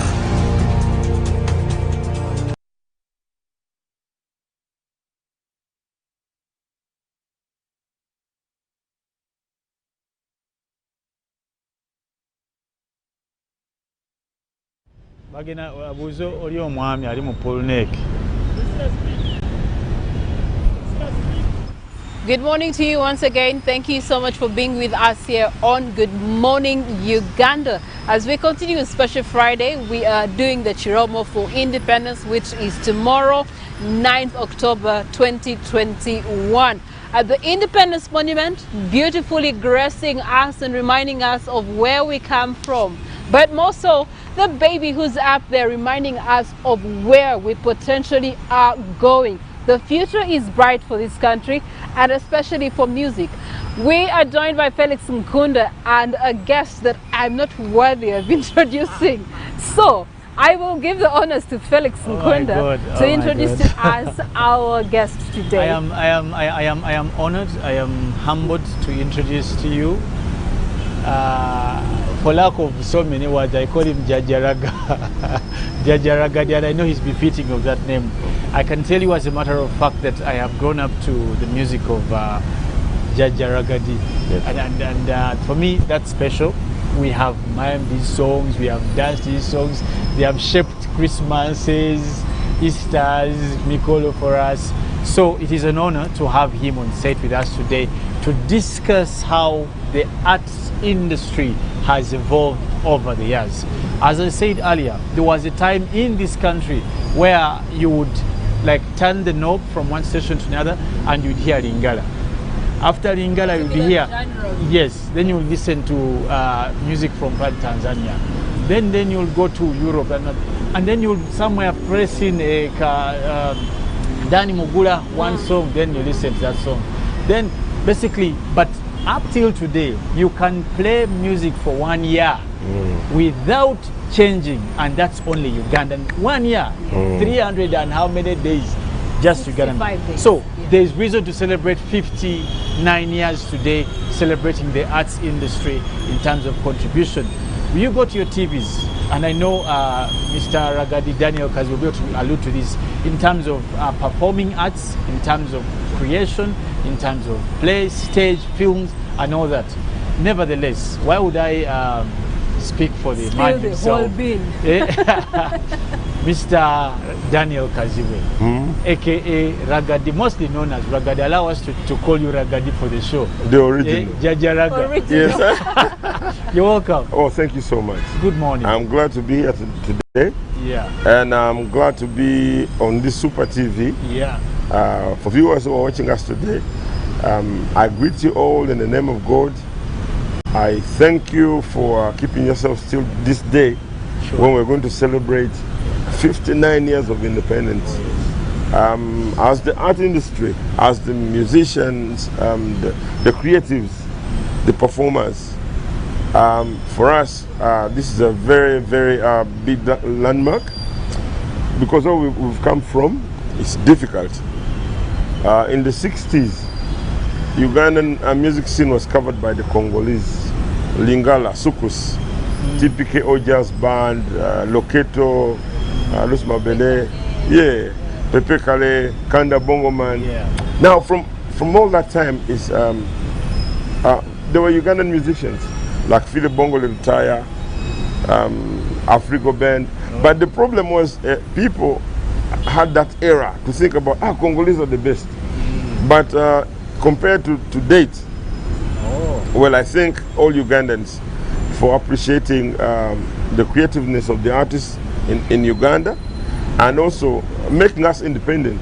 Because today we have more than 321 radio stations yes. And about 47 TVs that play Ugandan content. Where we are very happy that at least people can appreciate what we do and also maintain the culture. It has been a struggle from the 70s. It's difficult to beat the Congolese because what the Congolese what they did is they made sure they pushed something in people's lives around the world. So even if it is Europe, you find that the Congolese are there. But we fought hard and made sure that at least in Uganda, when you talk about Kofi Olomide, yes, it's just a star, but not as someone who's going to suppress. Somewhere to counter. Yes, it's not going to suppress the artists from Uganda. Surely. So you can talk of the Waiki Benders, you can talk of the Chameleons, you can talk of the Baby Cools, the Bobby Wines, the artists that Uganda embraces. So today we're happy that really it is remarkable and seen that the art industry has been independent. Okay. Yes. Now also Ragadi would want to, and drawing a picture from the 60s is something good that you brought into play. There have been a lot of challenges along the way. Yes. And it's also important for us to address some of the challenges that this industry, the content developing industry, has faced over the years, yes, as even today we celebrate. But some of them are still evident, some of them you have dealt with over time. Yes. So what are some of those highlight challenges? The biggest challenge that the industry has is the industry is informal. Yes. By that you mean? By this I mean it is a private sector. I start music, I start singing on my own. You see, most of the things that I've developed in Uganda are public kind of things, whereby a government looks at. Has some interest. Yes, but now the artists, you sell your goods, you become an artist. You sell your land, you become an artist. And being informal is difficult to formalize. Because the attachment to the government or the attachment to the people that really need to help you, sometimes it's kind of difficult. But as for now, we have created structures. We have an organogram that allows us to deal with the government so that the government can partner with the art and culture sector to know that we are doing films, we're doing poetry, we're doing songwriting, book writing, we are doing stage plays, and all these things incorporated together. We want to remove the informality, to make them a bit formal. That's why we have the National Culture Forum, that's why we have the Uganda National Culture Center, that's why we have all these structures to make sure that the voices can be heard. I think it is in the right direction, and artists have really been appreciated. We want to create awards by the government so that these artists are appreciated in their work of creativeness. We want to create more systems that help the artists to be known by the system, by the country, by the people. And that should be more motivated. Yes, more motivated. Yes. Okay, all right. You have talked about how there's all these the National Culture Center. Yes. We used, and I say we used because over the recent years, maybe Yes. 5 to date, Yeah. we have not seen as much activity through centers like the National Theatre, Yeah. which was meant to collectively bring all forms of art to center Yes. and be able to groom them. Yes. And one of the challenges is that the upcoming artists now don't have the grooming of the elders of Yes. the culture of arts, Yes. like yourself. Yeah. So how are you bridging that gap to be able to still continue the seamless flow of the independence of Uganda? Yeah, what we're doing today is we're trying to formalize it. We're trying to register everyone in Uganda. Whoever is a singer, whoever is a songwriter, whoever is a producer, whoever is a DJ, whoever is a stage performer. So that we know the numeration, we know the numbers of the people. You see, if you don't know the number of people you're giving service, so I mean it's difficult. Yeah. But now we are trying, and we actually last week we had a retreat of artists and their leaders all over Uganda in Entebbe. And what we did is we call all these artists from Karamoja, leaders from Lango, from Acholi, from Kabale, from Barara, and when they come, we're trying to build something that will help them to understand that there is a way we can register, there is a way we can improve on what we have. There is a way the system can help you if they know where you are and they know what you do. So I mean, we are closing the gap. Okay. Before it has been difficult, whereby theaters would mean paying, and most people that have that are creative don't have the startup. Yeah. But now what we want to do is we want to create something that enables everyone to be part of the platform, game. yeah. Yes. All right. Yes. Okay. All right. Well, let's talk about music itself. Yes. My brothers this week have been telling me about the Ediwa Malas. I was not privileged to be there at that time, but that generation was singing about Nakatude's cultural setting, basically. Yes. Then comes your generation that had to fuse that with the freedom that we were starting to experience, the stability that we were starting to experience. And you did one song that, as I say, is culture related, the channel O, no, the letter O. Yes. Yes. I love that song. No, because it was sending a message to the people. Yes. Yeah, of that of East Uganda, Northern Uganda, that they are part of us. Yes. And people in Central also got to know and appreciate that the letter O is actually good people. You know. So and then today the music that we have is. It was only sad that completely. We didn't have a name from Uganda with O. It was only sad bit. So, I think when you have too much freedom, sometimes you misuse it. Now, in the art sector, there's too much freedom that today someone can go to the studio and only clap and they call it a song. Someone can go in the studio and only laugh and they call it a song. But we want to have systems that help and sieve the music, right from UCC to the National Culture Forum to the UMAs, whereby we talk to artists, we orient them, we teach them what they have to do for the future, what they have to do for the culture. Because today, if a person goes and plays his own song in studio, you don't need to tell him, oh, but why don't you sing something good about the tourism attractions in Uganda? So he's going to tell you, no, but I've paid my money. But what we want to do is to orient the people, first of all, to be Pan-Africans, to love their country, to be patriotic. Patriotism is not inserted in a person, it is in a person. So to be patriotic, to sing a song. Yes. So, you could see in America, everyone has a flag somewhere. In Kenya, everyone has a flag somewhere on a wrist. This is what I want to be in Uganda, whereby we feel this is my country, where we feel this is what I'm going to sing about. There are so many songs. Uganda has a culture. The richest culture in the world is in Uganda. We have 65 tribes.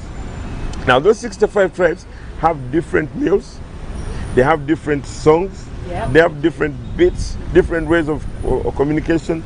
But now, to be patriotic, when we wake up and say, let us show who we are. Yes. Where we are. And that's what the music of, you know, the past 60s, 70s was doing. Yes. Marketing the region, marketing the country. Yes. Yeah. That's but now the problem is when things become commercial, people tend to take a different route. Now when people start thinking about money, a person from Gulu will not sing his Acholi song. He will sing an English song because he wants to make some money.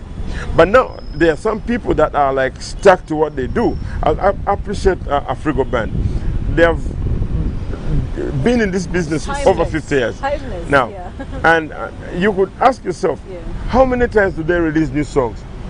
It is only after 49 years they released a new song 2 years ago. So I mean, they have kept the culture. They have kept what they do. Abanaba Frigo. Now, when you listen to the music that other bands are playing today, they're either miming someone's song, or doing something that is not theirs, or doing something that is, I will not say anything, but I mean, what I need to tell people that there are some things that we need to look at for what the old people used to do.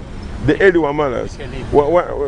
When you pick a leaf from what they did, I mean, that's what will help us grow and grow and grow. Yes. But also, you brought in the aspect of picking a leaf. And if you talk, I wouldn't remove you from the people they should pick a leaf from. And I like the fact that you guys have tried to come back and see how to give shape to the industry and all this.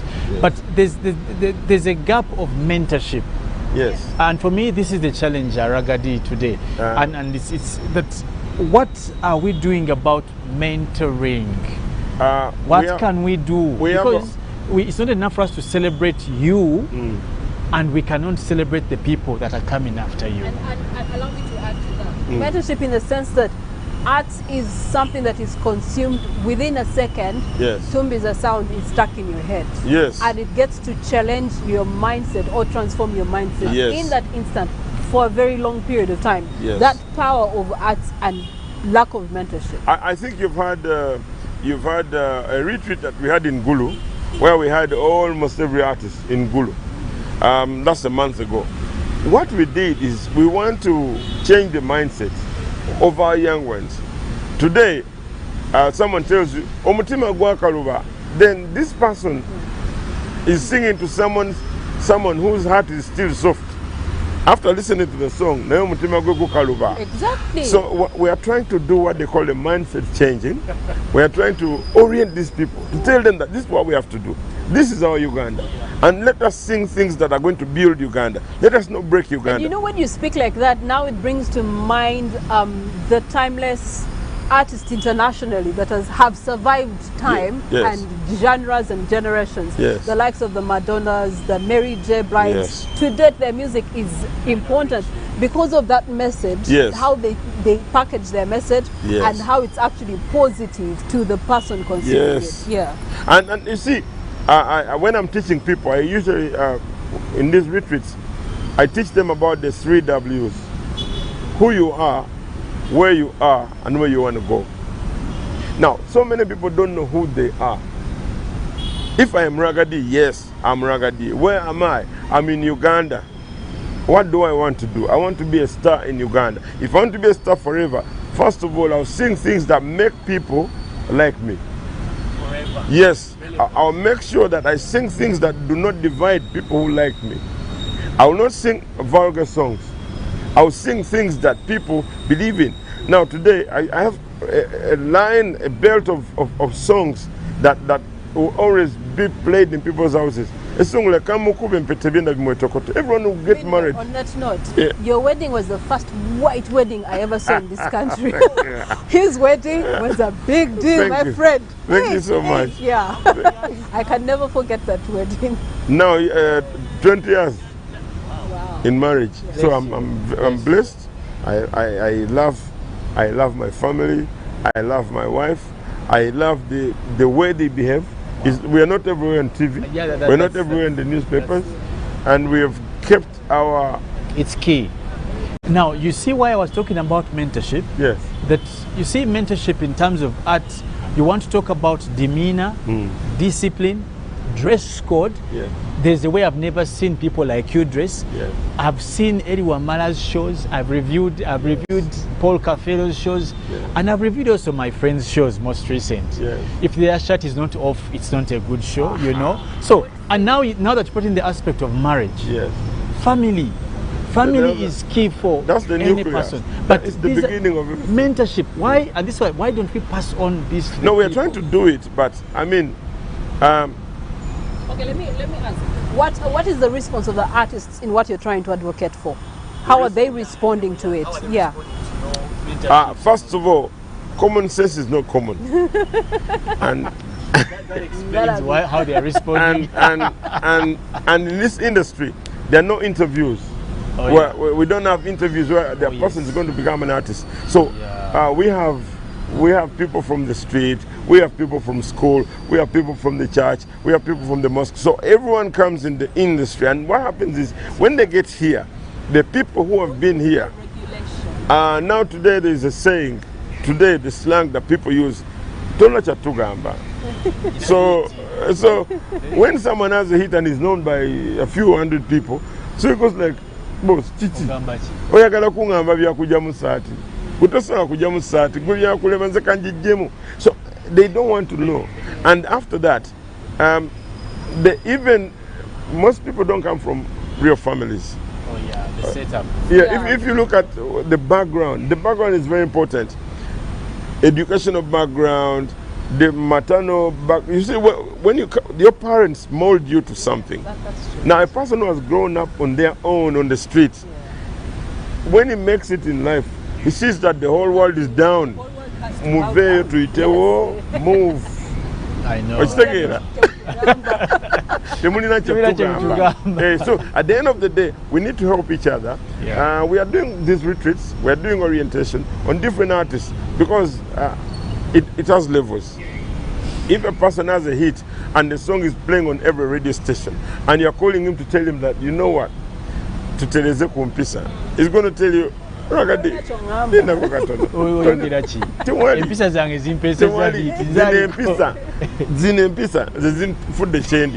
most people have become superstars because of fighting. Yeah. Others have become superstars because of being abusive. Others have become superstars because they don't have any sense of, I don't know what they call that. You know, like they don't know how to live with people. It's like someone becomes a star, and then also the people, the ones, the crowd watching him, they make him more mad by praising him. So at the end of the day, but what we want to do today, at this date, 59 years celebrating them, let us celebrate while changing the mindset of the people, changing the mindset of the creatives and the people listening to the creatives. Ragadi, there's something that as we celebrate 59 years, yes, I want us to convince the people seeing us out there, yes, that there is something worth celebrating, yes, in the arts industry in terms of content, in terms of addition to the growth of this country. Yes. And I'll tell you why. Most recently, we have seen you people in the arts industry have become interested in politics, and that is something so interesting, and we celebrate it. Today in Parliament, you have a number of, they have Geoffrey Lutaya, we have, I think, Hildaman, we have Rachel Magoda, we formerly had Bobby Wine, also presidential candidate at that. We have had Daniel Kaziwe for mayorship race in Kampala here 2 times, and for me that's tremendous, and very more others. Isn't this a threat to the industry? It's not a threat to the industry. It is an eye-opener. Okay. Now, what I would like to tell people, there is no politics in Uganda. There's no? There is no politics in Uganda. Okay. I'm Puliriza. Yes, sir. Teresa Kalaya TV. There is populism in Uganda. Okay. So, politics is a different game.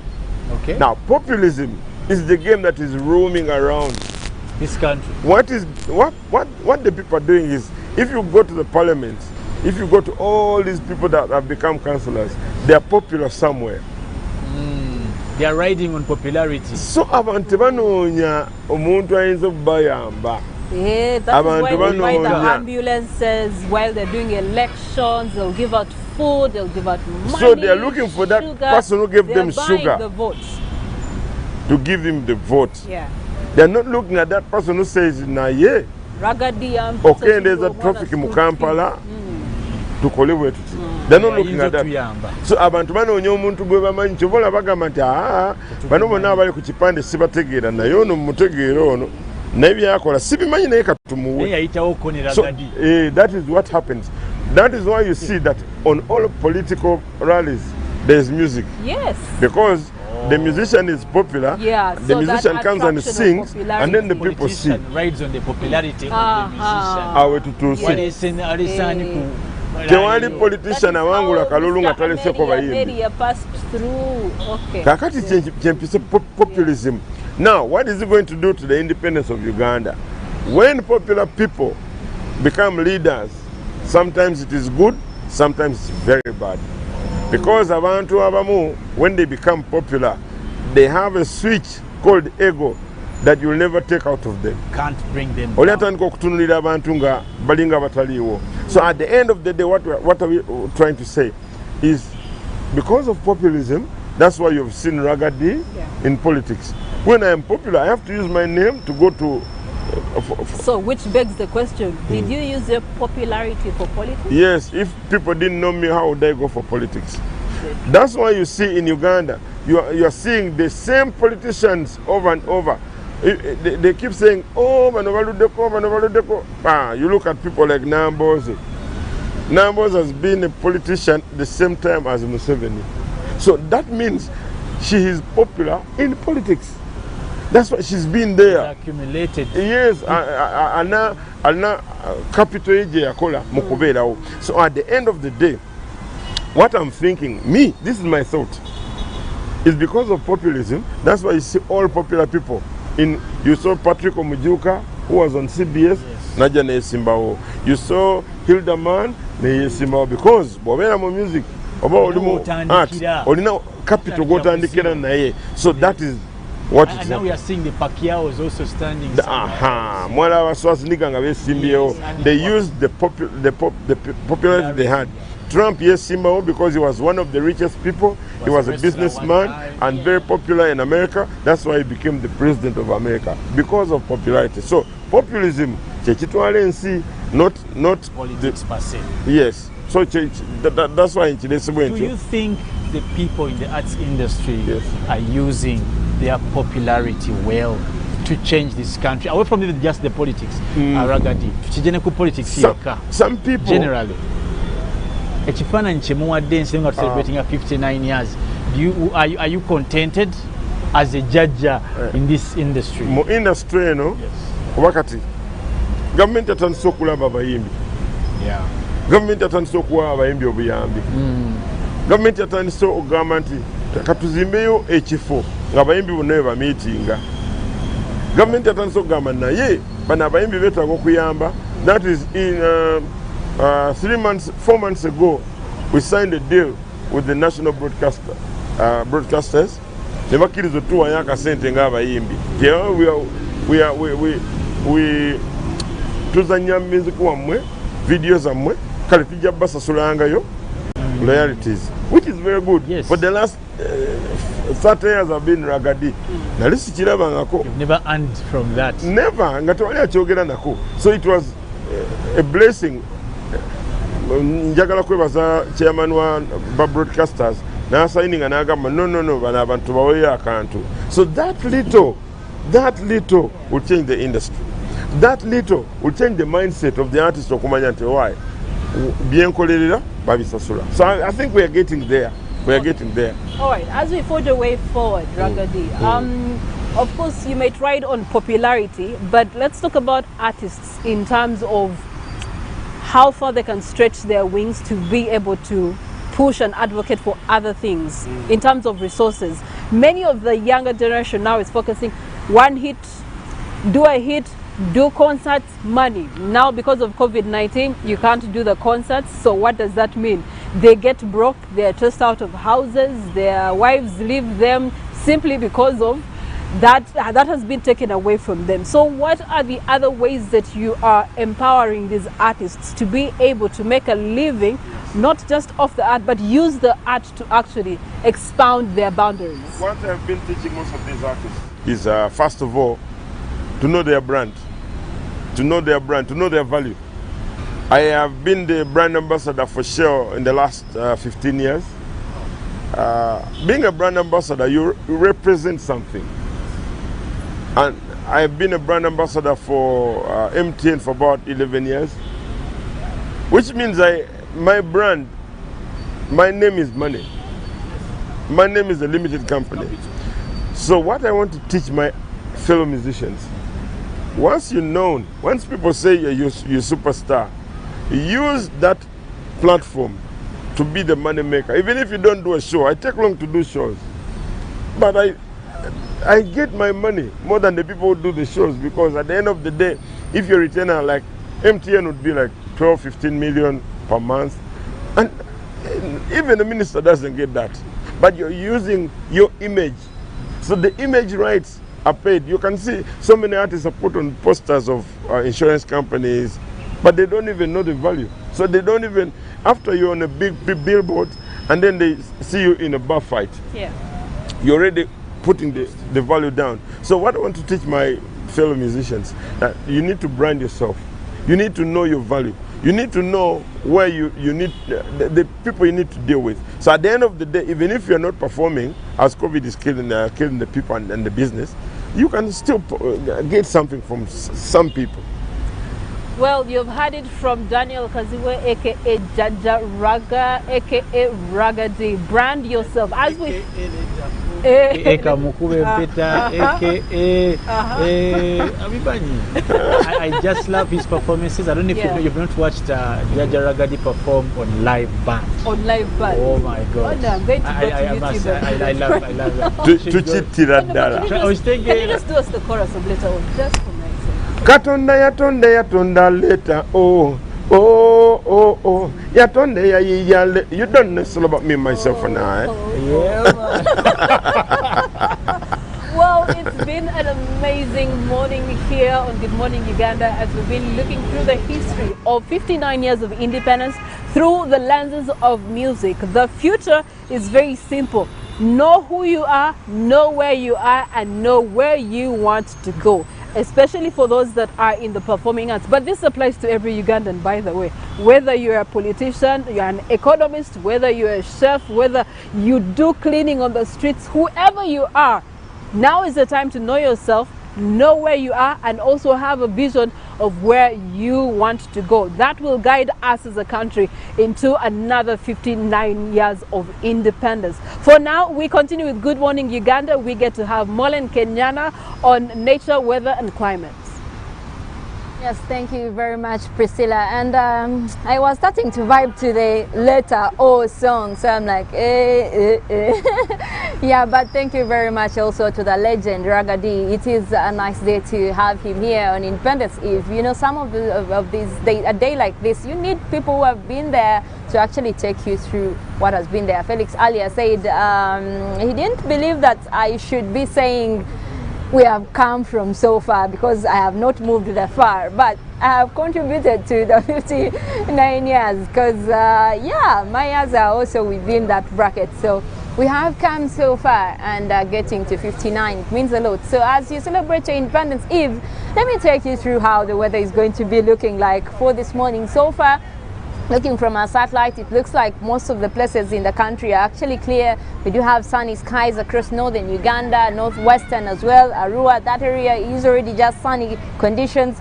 We do also see Kampala, that's the nation's capital. Even where we're standing here, the sun is starting to come through, but we still have those intervals of cloudy conditions, nothing to bring in the rains yet, so we can enjoy that. It's quite pleasant actually, even it's kind of windy.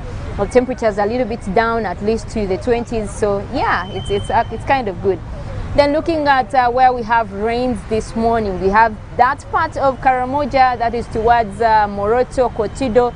There are rains starting to develop over there, so you do expect those throughout the morning.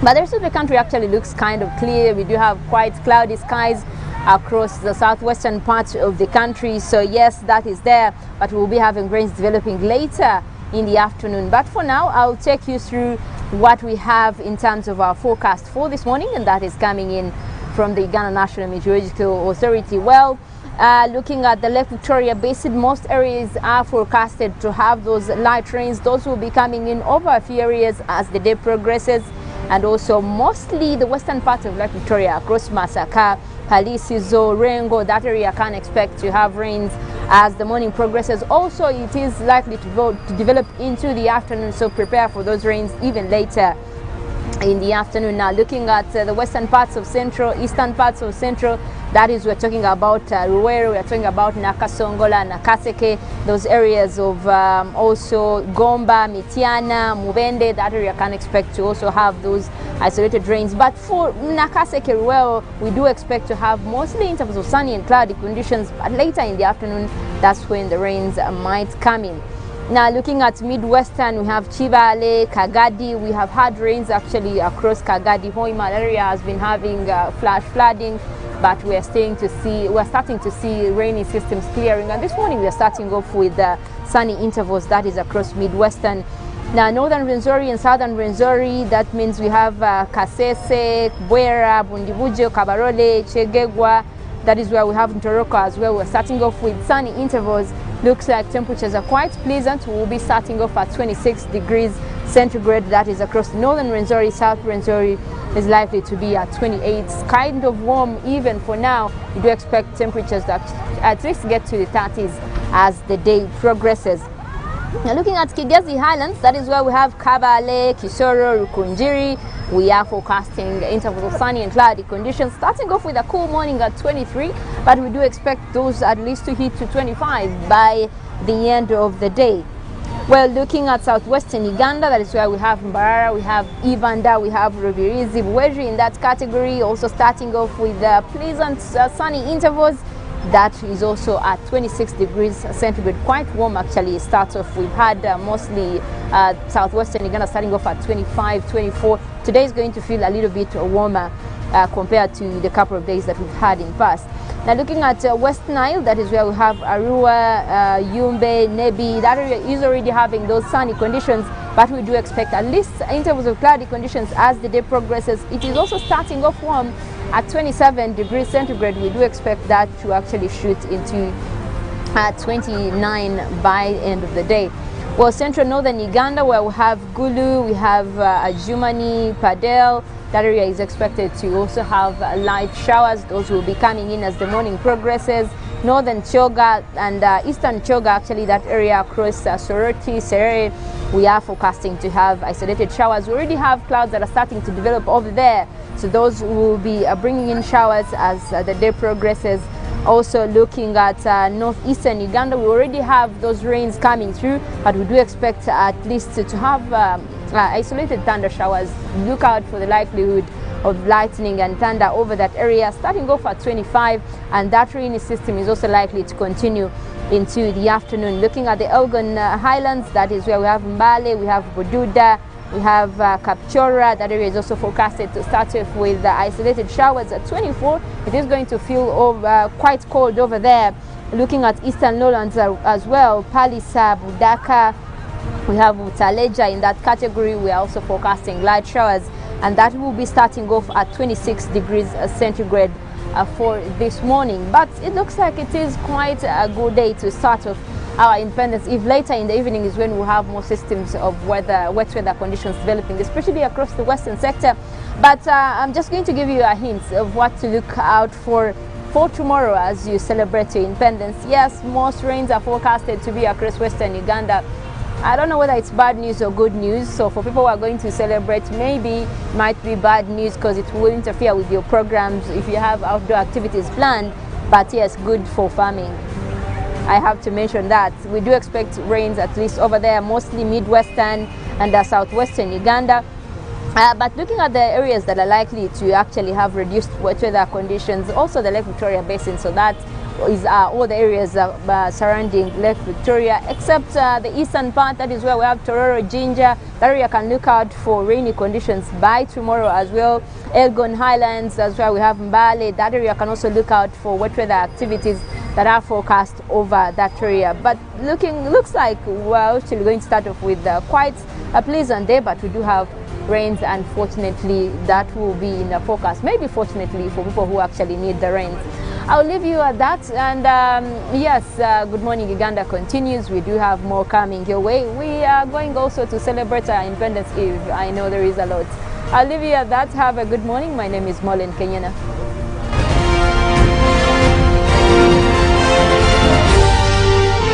This is Good Morning Uganda.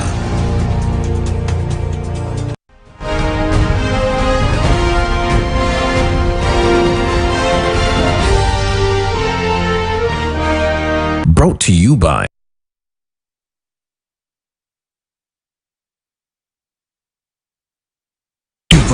For just 25,000 shillings, enjoy the world's biggest leagues and Capcom.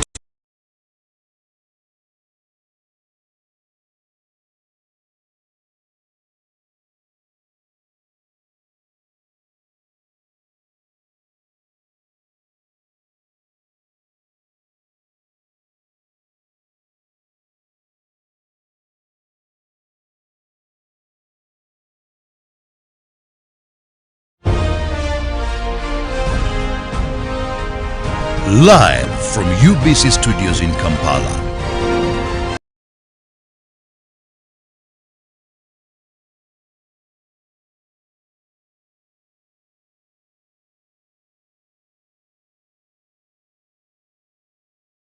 World's biggest leagues and cap competitions. Go TV Uganda. Love it.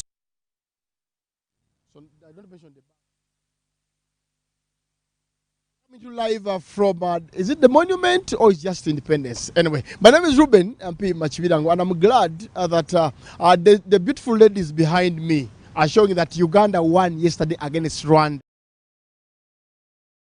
Or in Kampala today is Rwanda's loss against Uganda. So they feel excited. Now, yeah. Now that's the excitement here at the Independence Monument. The ladies and gentlemen are excited that Uganda won yesterday against Rwanda. So can we sing one in outlines of the Uganda anthem?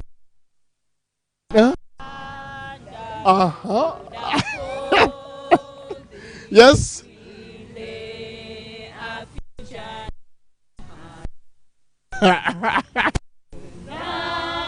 And free.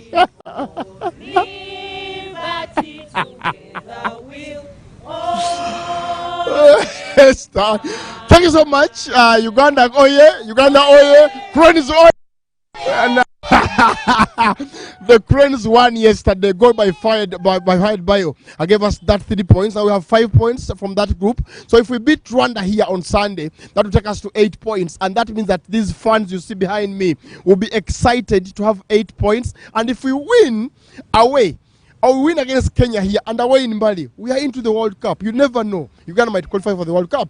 So I want to ask just one last. On Sunday in Chitende.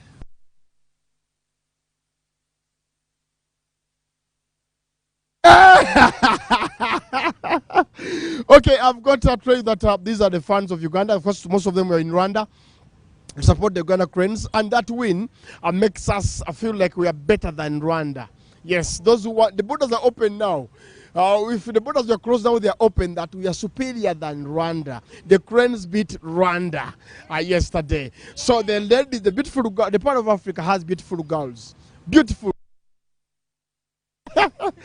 Okay, I'll hand over to the team. Sports will be back at 1:30. I will also tell you that France lost against. But France beat Belgium. That was in the Nations League.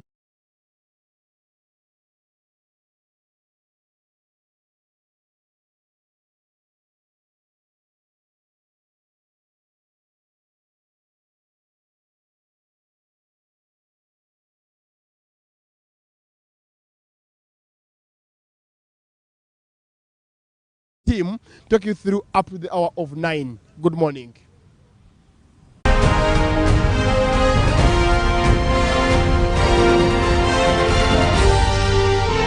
This is Good Morning Uganda.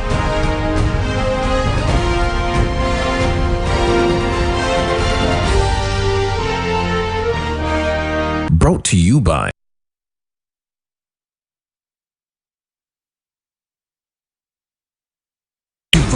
For just 25,000 shillings, enjoy the world's biggest leagues and cap competitions. Go TV Uganda. Love it. Getting Go TV was the best decision James has ever made. Finding a good place to watch football was never easy, but it was costly until James discovered something big. Now he can finally enjoy the benefits of homegrown advantage with a decoder and 1 month of Go TV Valley. For just 25,000 shillings, enjoy the world's biggest leagues and cap competitions. Go TV Uganda. Love it. Live from UBC Studios in Kampala.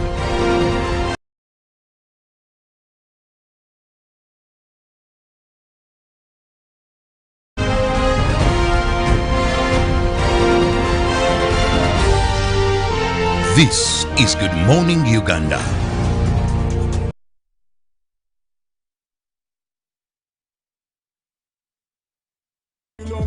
kilometer. When you don't move in, but feel it when it hit ya. All up and man, a little up hit ya.